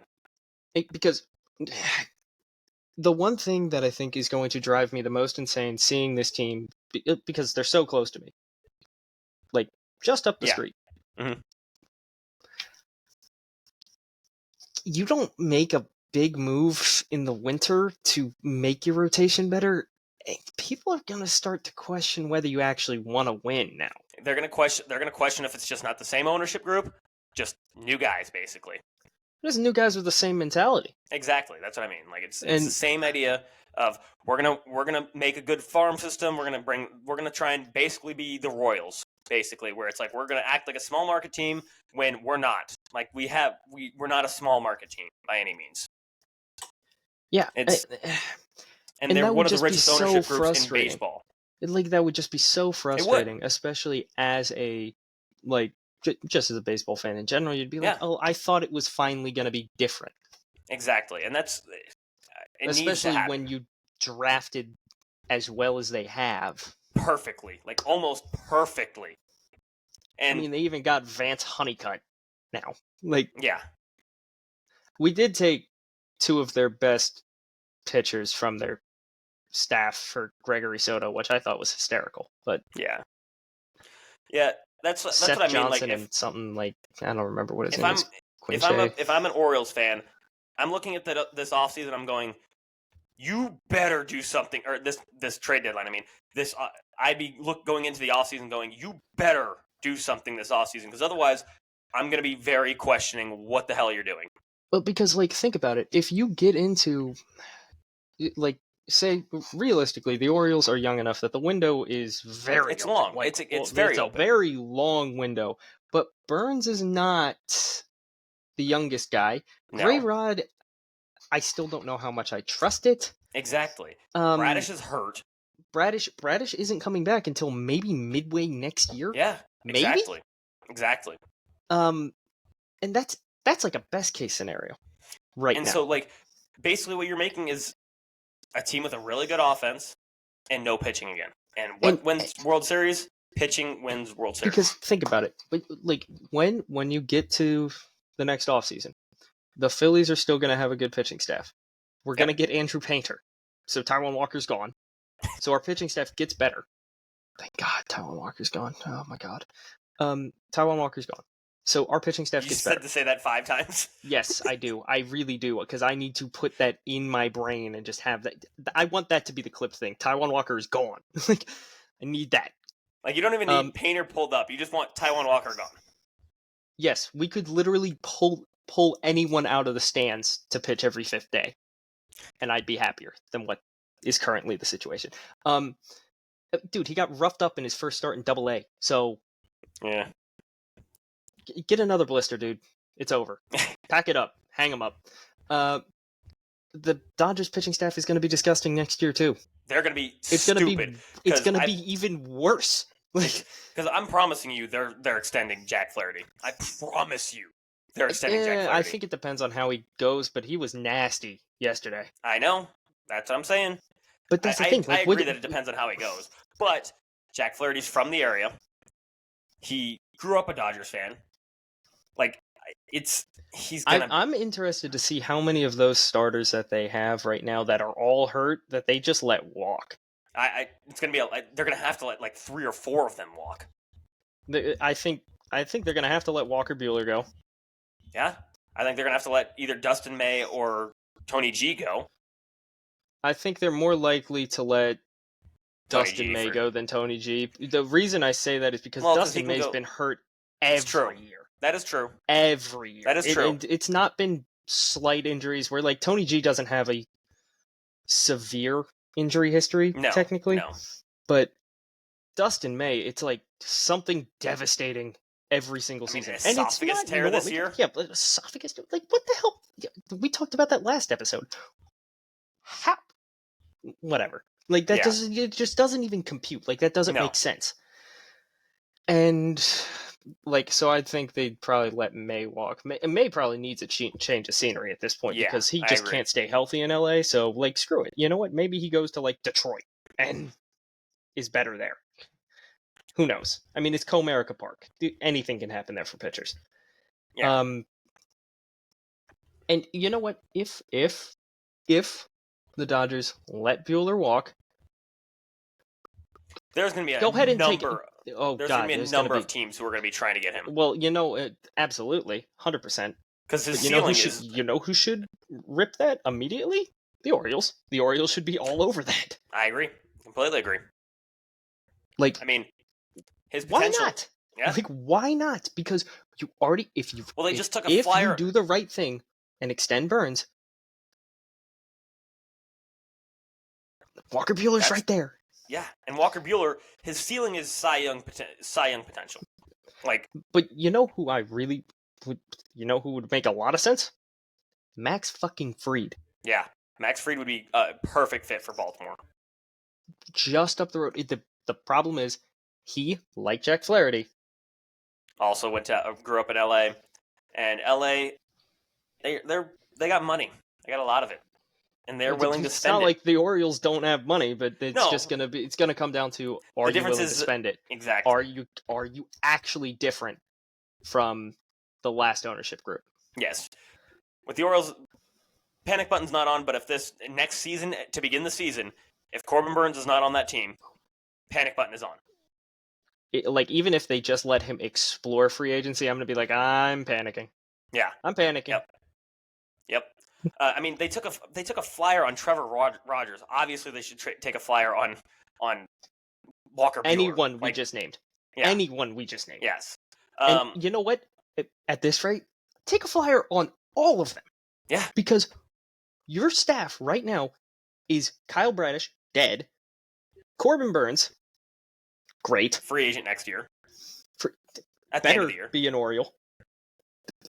Grayrod, which you're like, okay. Grayrod has been, it's been so concerned. You just don't know. And the thing is, with Grayrod, and this is the thing that's always concerned me with him, because when he and Painter were both coming up at the same time, it was literally always consensus 1-2, and that you would flip who the better pitching prospect was. And they said Painter has better command of everything and his better pitchability in the MLB. And I was like, okay, so we'll see how that goes during spring training. Obviously, Painter gets hurt. That sucks. But every interview of, like, hitters facing him, they're like, you don't know what he's going to throw because he probably has 5 playable pitches that will get you out.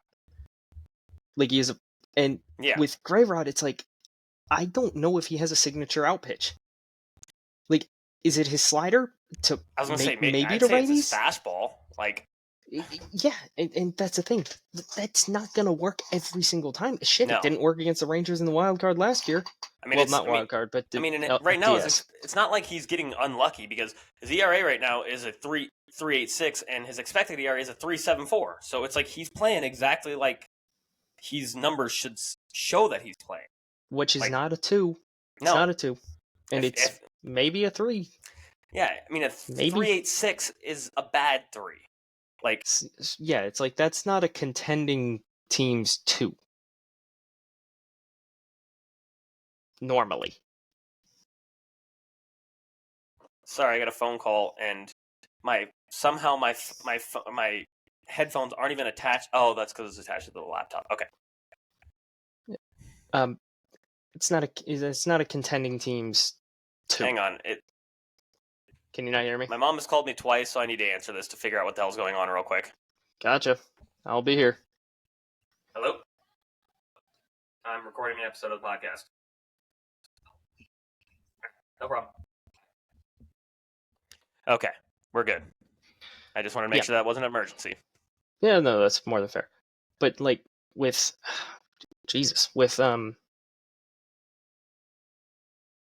Greyrod, it's like 386 is not a contending team's 2. No, it's not. And if he's your 4, that's okay. Like I'd say that's okay. That's not a normal number 1 4. pitching prospect in baseball, though. No, that's a normal number 4 is what I'm saying. That is. That's like that's every team's most teams' 4 is that. Yes, roughly. Yeah, but like it's not going to be the best pitching staff in baseball by any means. So God, no.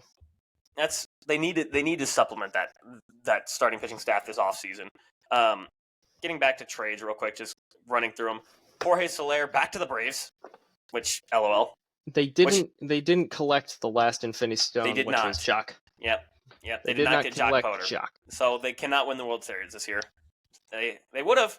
Although they did get rid of Tyler Nutsack Matzik. So the most hilarious part of that trade, for me personally, is now they have to play one of Ozuna from the Braves or Soler in the outfield every day.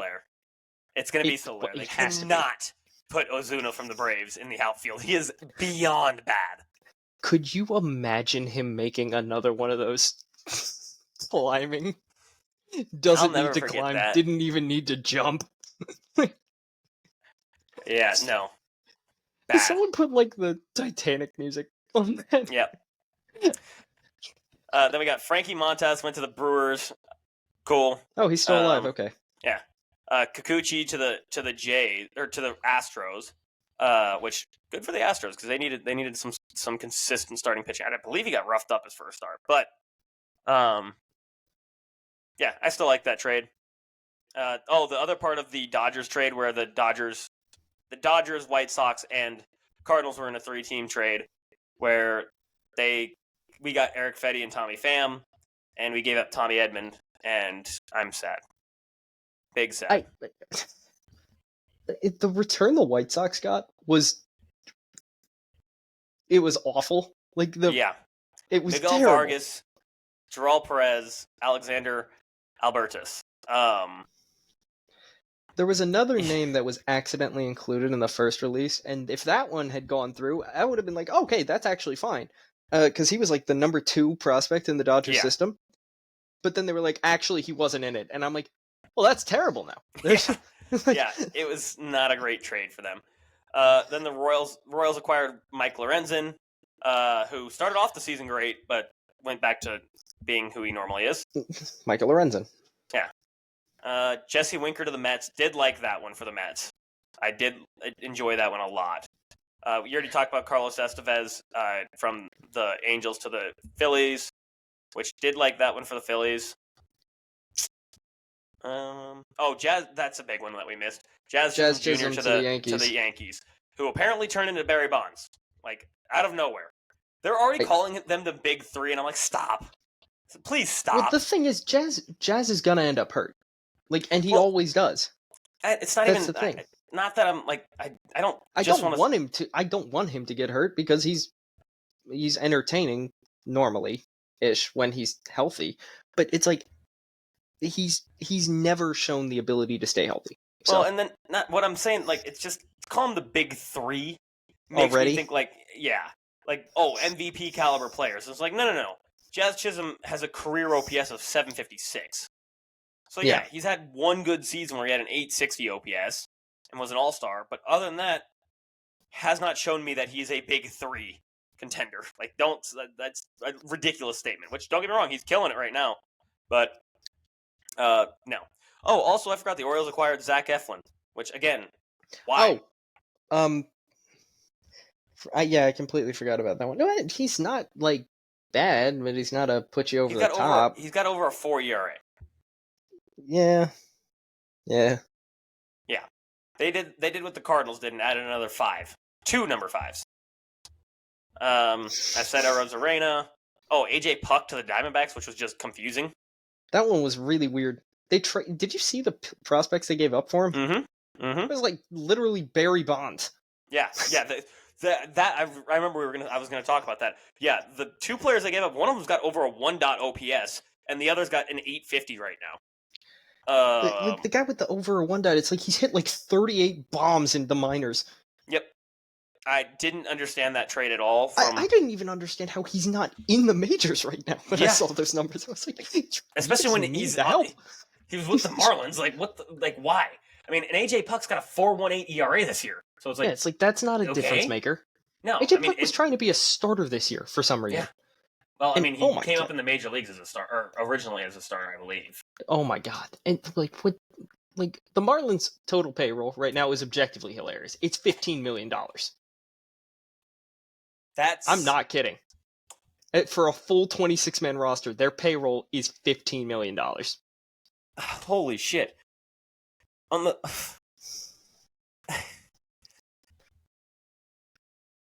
Wow, the Cardinals are paying Matt Carpenter and Brandon Crawford 20.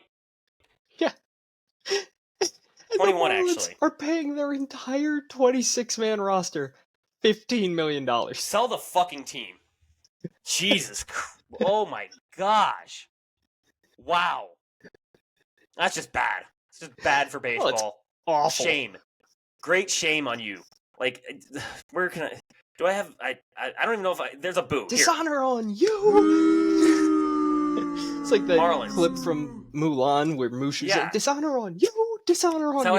That's how I feel about hearing that. Like, oh, Marlins, I didn't think I could hate you more than I do right now. Like, and now you do. Okay.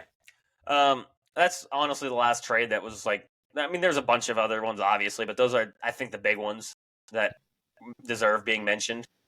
As a funny one the Mets acquired Phil Maton, who we deemed was going to have a sub-2 ERA.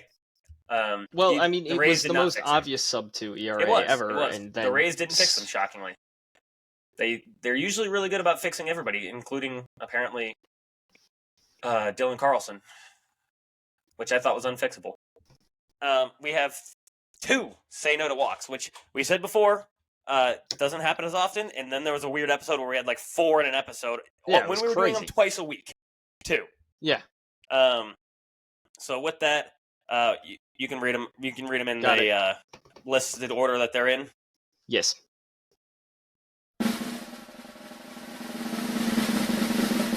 First one goes to Brian Wu. I believe this was against the Phillies. I believe this is the second time he's been on it. I think so. 7 innings pitch. I mean, it's the Mariners staff. Yep. He's like their 5 walks. minus. He's their 5. He's their 5, and he's got a sub-3. Yeah. So he went 7 innings pitched, 0 runs, 6 Ks. Pretty good. That's very respectable. It's not quite the second one. He was like one of my Verge ones where I was like, it was a 7 innings pitch, no runs. I gave it to him. Yeah. I was like, okay, no. I completely 7 innings, no runs. Cool, that works. The second one.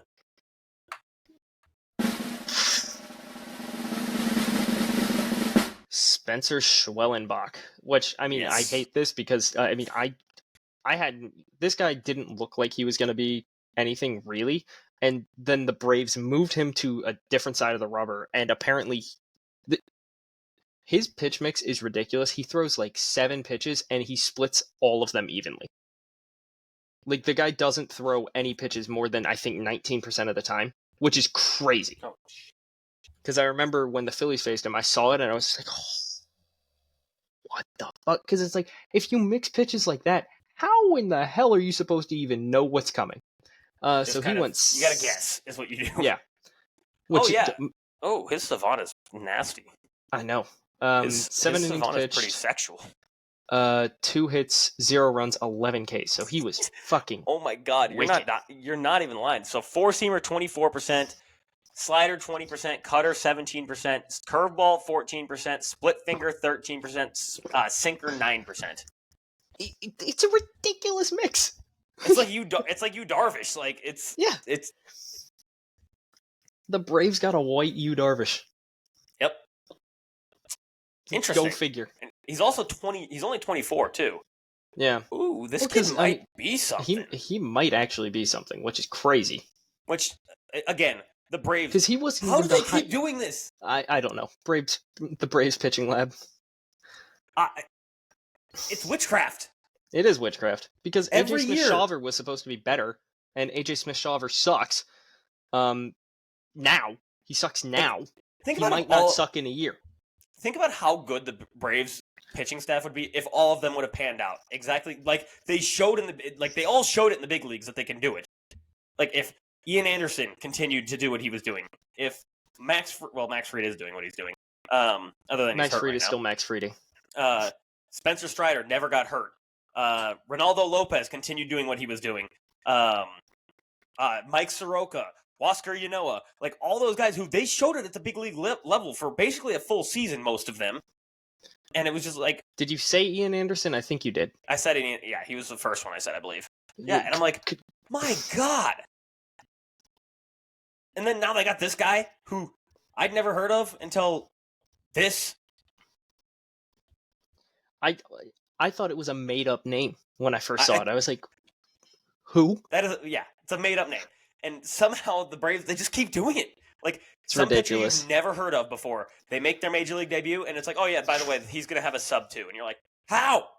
Like, where do they keep finding these guys? And it'll be like, oh yeah, you never even heard of him in the minor leagues. Ever. Not once. He hasn't thrown a single inning above high A. And comes up to the majors, and it's the best pitcher you've ever seen. And you're just like, what? It's like, where did you store this guy? Yeah. It's like for me, it's the meme. It's the scene from Kung Fu Panda where he's got the scroll and it's blank, and he's like, "How? How?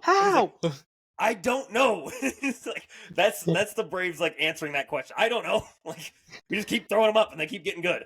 Like yeah. It's the exact opposite of the Angels organization. Yeah.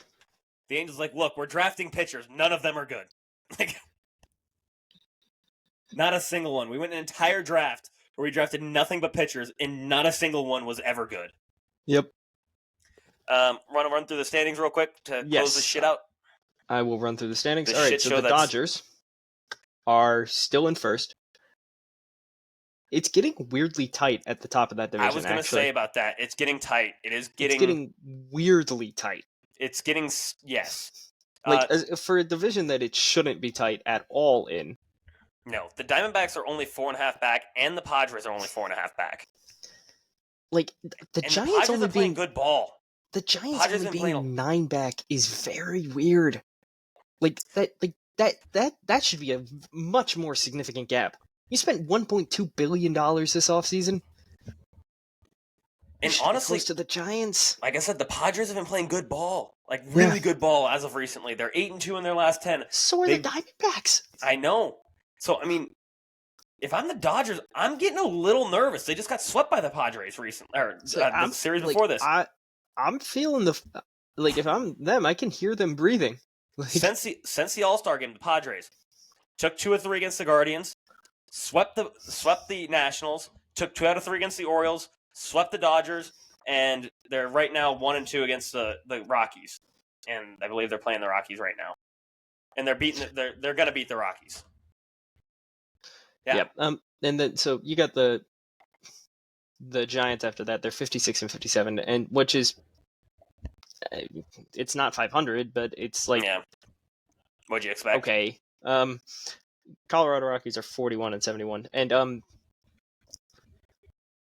barring a miracle, it's over. They've been mathematically eliminated. Yeah. So after that, the NL East, the Phillies have been playing terrible recently, as I have said.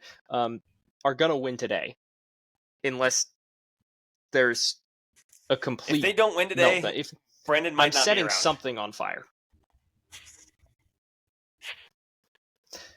So they're 65 and 45, which is still good. I mean, you're still 20 games above 500, so fuck it. Like, that's cool.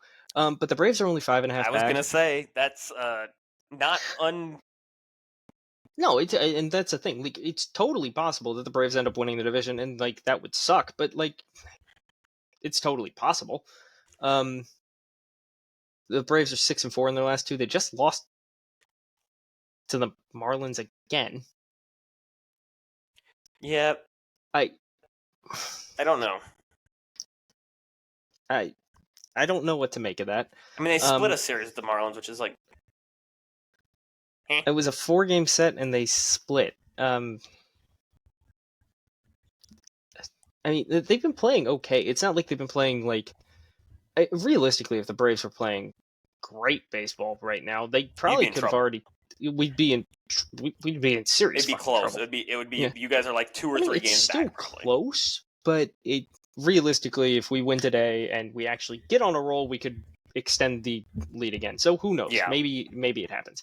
The Mets are 58 and 52.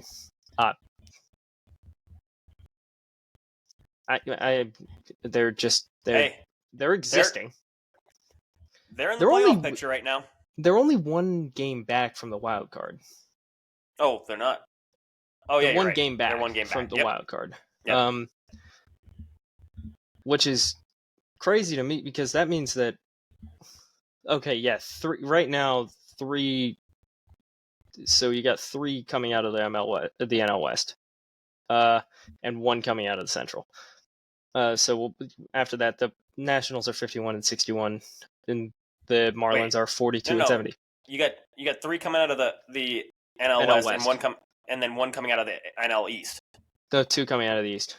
The Braves have are half a game up in the wild card standings. Yep. Okay, yes. I see what you're saying now. Yeah, and then you have the Brewers who are leading the Central at 62 and 49. The Cardinals are 57 and 54, and have acquired Eric Fetty. And Tommy Pham. And somehow they didn't end up losing that trade. And Ryan Helsley's getting his arms turning into spaghetti as we speak. That's likely. The Pirates are 56 and 55. I'm not counting them out. I think they might told you. I already said it. I know. You said you think they're going to make it. I wouldn't be shocked. Everyone called me crazy. When I said it, they were like, he's saying crazy shit again. Get him back in Grippy Sock jail. People call you crazy for a lot of reasons. One of the reasons is why I have to cut like 30 minutes out of this episode. This is going to be a normal episode length that just had like multiple tangents that needed to be cut. We're like, oh, that probably should not go on live, on air. That should not be recorded. We might get ready to learn defamation lawsuit, buddy. Yeah, I was just about to say, we might be getting defamation lawsuits. Yeah. So after that, the Cubs are 54 and 59. Still terrible. The Reds are 53 and 58. That and makes then me moving happy. Yeah. Well, not the Reds, the Cubs. Yeah. The AL East, the Orioles are 67 and 46. Woo! Only a half game up on the Yankees. So that one's going to be a dogfight until the final day, really. Unless the Yankees just decide to suck again. Yeah. And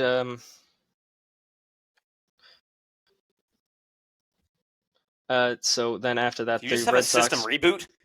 I got a text message from my mother. I might need a system reboot. The Red Sox are back on Earth. They're 2.5 games back of the wild card race. Yeah.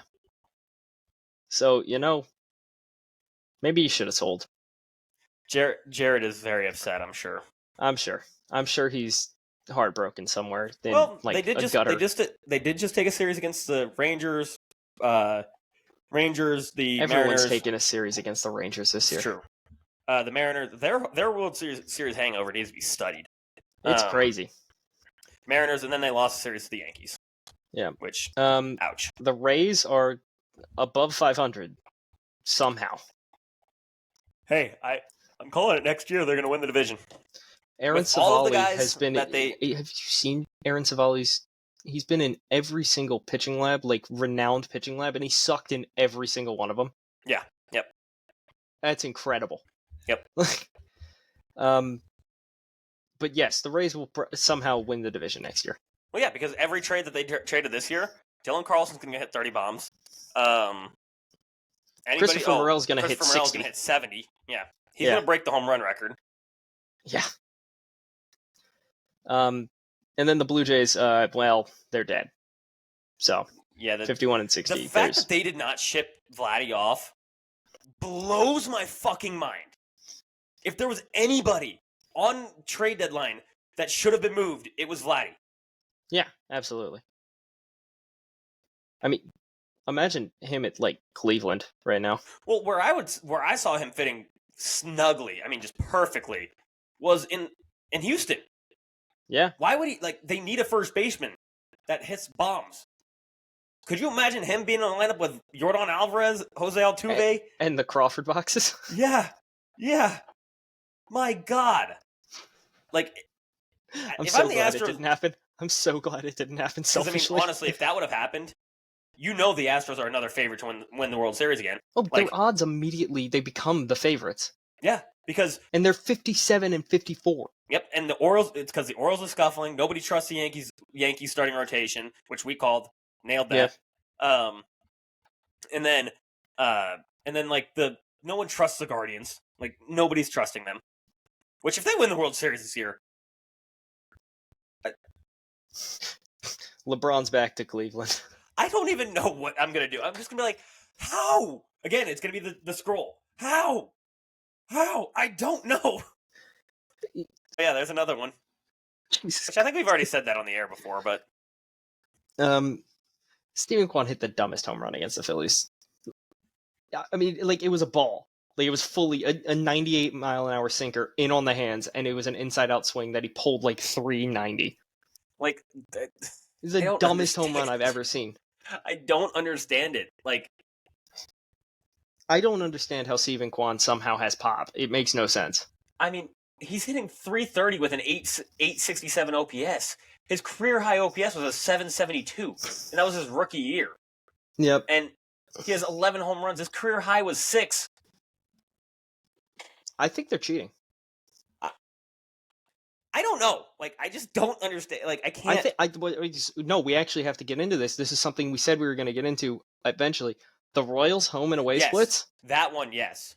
That's just, I thought we didn't get into. We said we were going to get into it. We didn't get into it at all because we didn't release episode before the bar. But okay, so we're on the Royals right now, aren't we? No. After the Twins are 62 and 48. Oh yes. Then it's the Royals at 63 and 50, and their home and away splits are ridiculous. I genuinely I hate to be the. You don't want to be that guy. No, but I don't want to be that guy. But I'm looking at it's staggering. Just looking at Bobby Witt Jr., his splits this season, home versus away. At home, he's hitting 405 with a 1.174 OPS. Away, he's hitting 286 with a 798. And it's that's almost 200 points for batting average and 400 points for OPS. That's staggering. Yeah, I'm going to try and see if I can pull it up really quickly on Fangraphs because it's staggering is almost an understatement. It's a difference that shouldn't be quantifiable. That is crazy. It's a red flag, to say the least. Where you're wait a minute. If I was Rob Manfred, I'm going, I want to know what's going on right now. What are you guys doing? Because it's not like Kaufman is a hitter-friendly ballpark. No, I'd say it's pretty neutral from because I've been there once. It seemed neutral to me. Okay, team statistics. Let's see. Advanced. No. Is there splits on here? I don't think there is.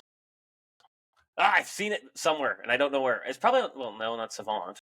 You can do StatHead, I'm sure. Maybe reference? Let's see. I mean, and also, let's just think about this. Their home record is 36 and 22, which is the best in their division. Yeah. and their away is 27-28. Home or away. Team statistics. Okay, here we have it. So for home, team OPS for the Royals, they are fourth in all of baseball in home OPS with a 772 OPS. In away, they are load. Away, they are, oh my god. How bad is it? I'm trying to find, I thought it would at least be somewhat relevant, but it's not even close.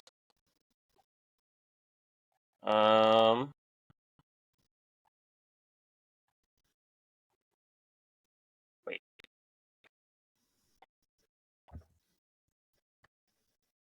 Okay.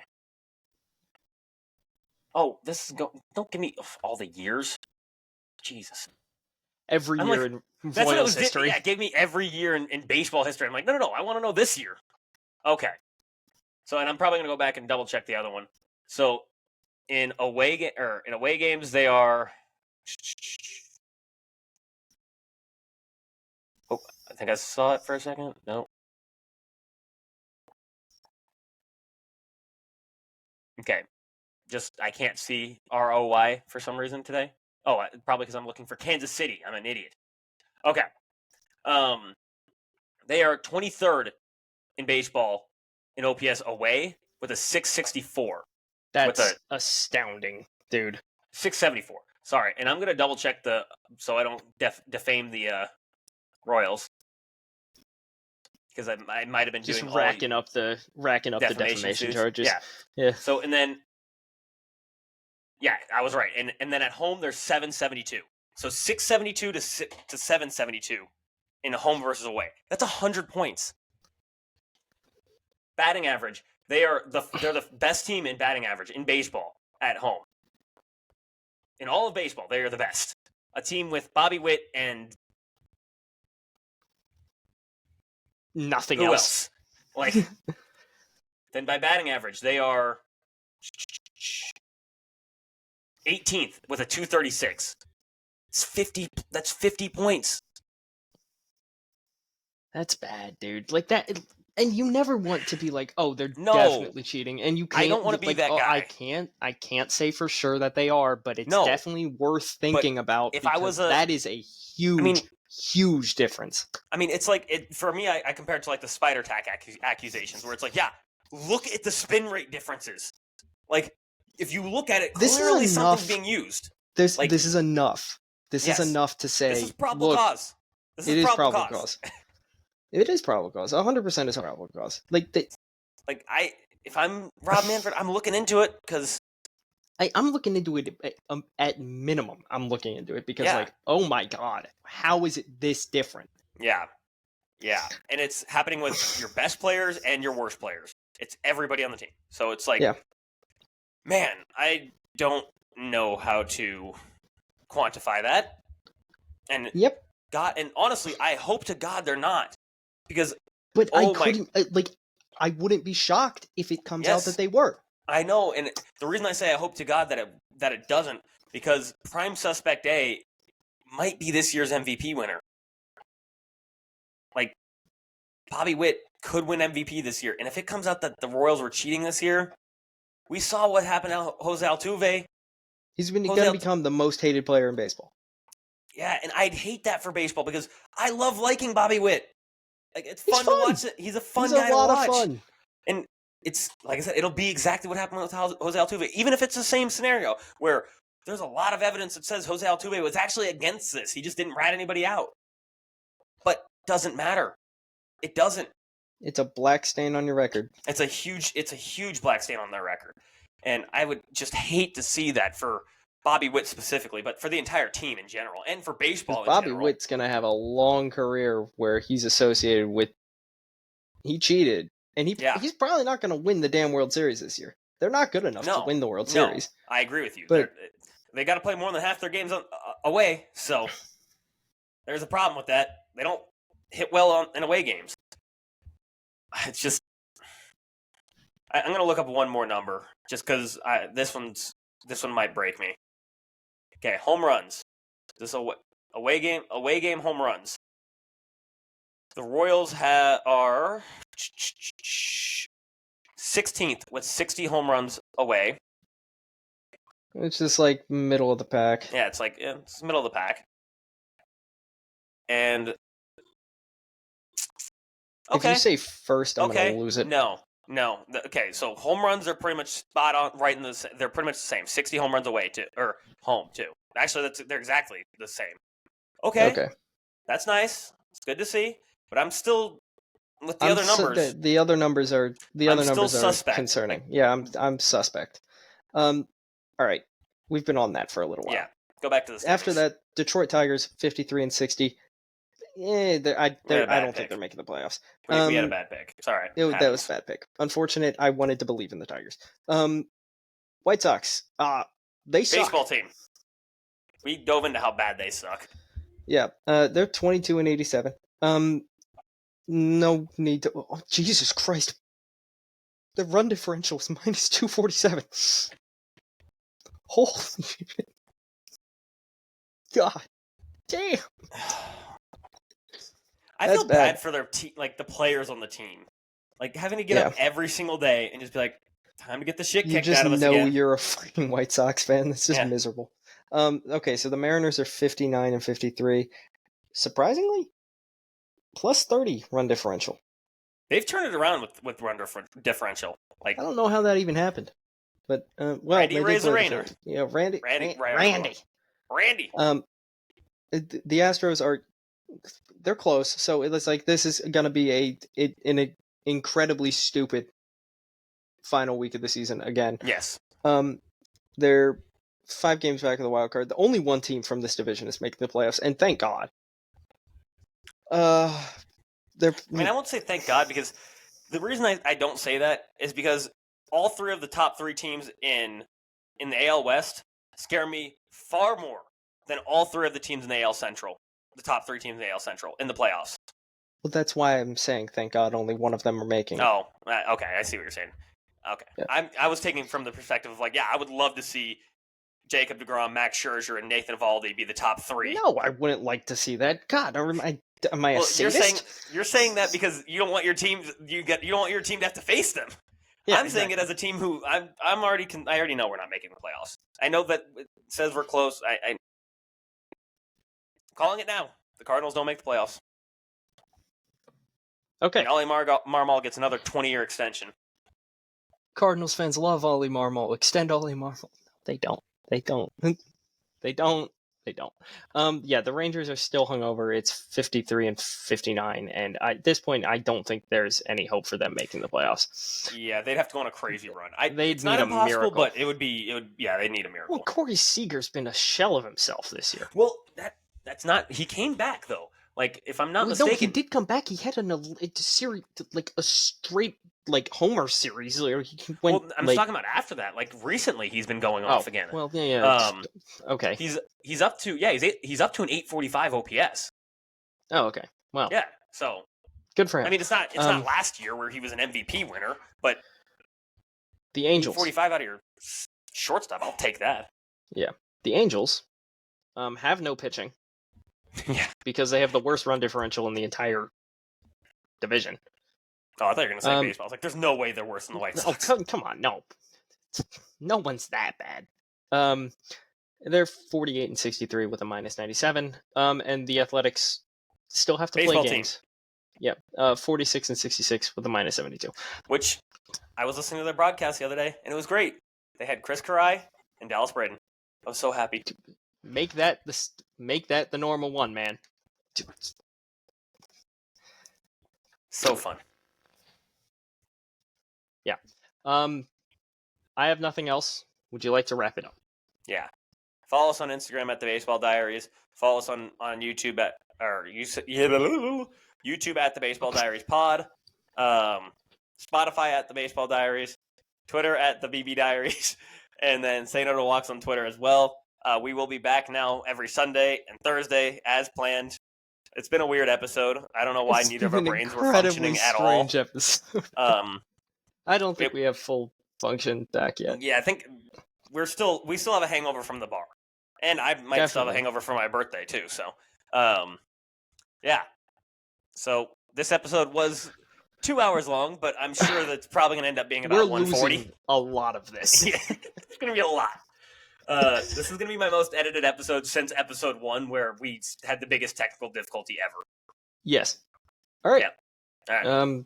Peace out.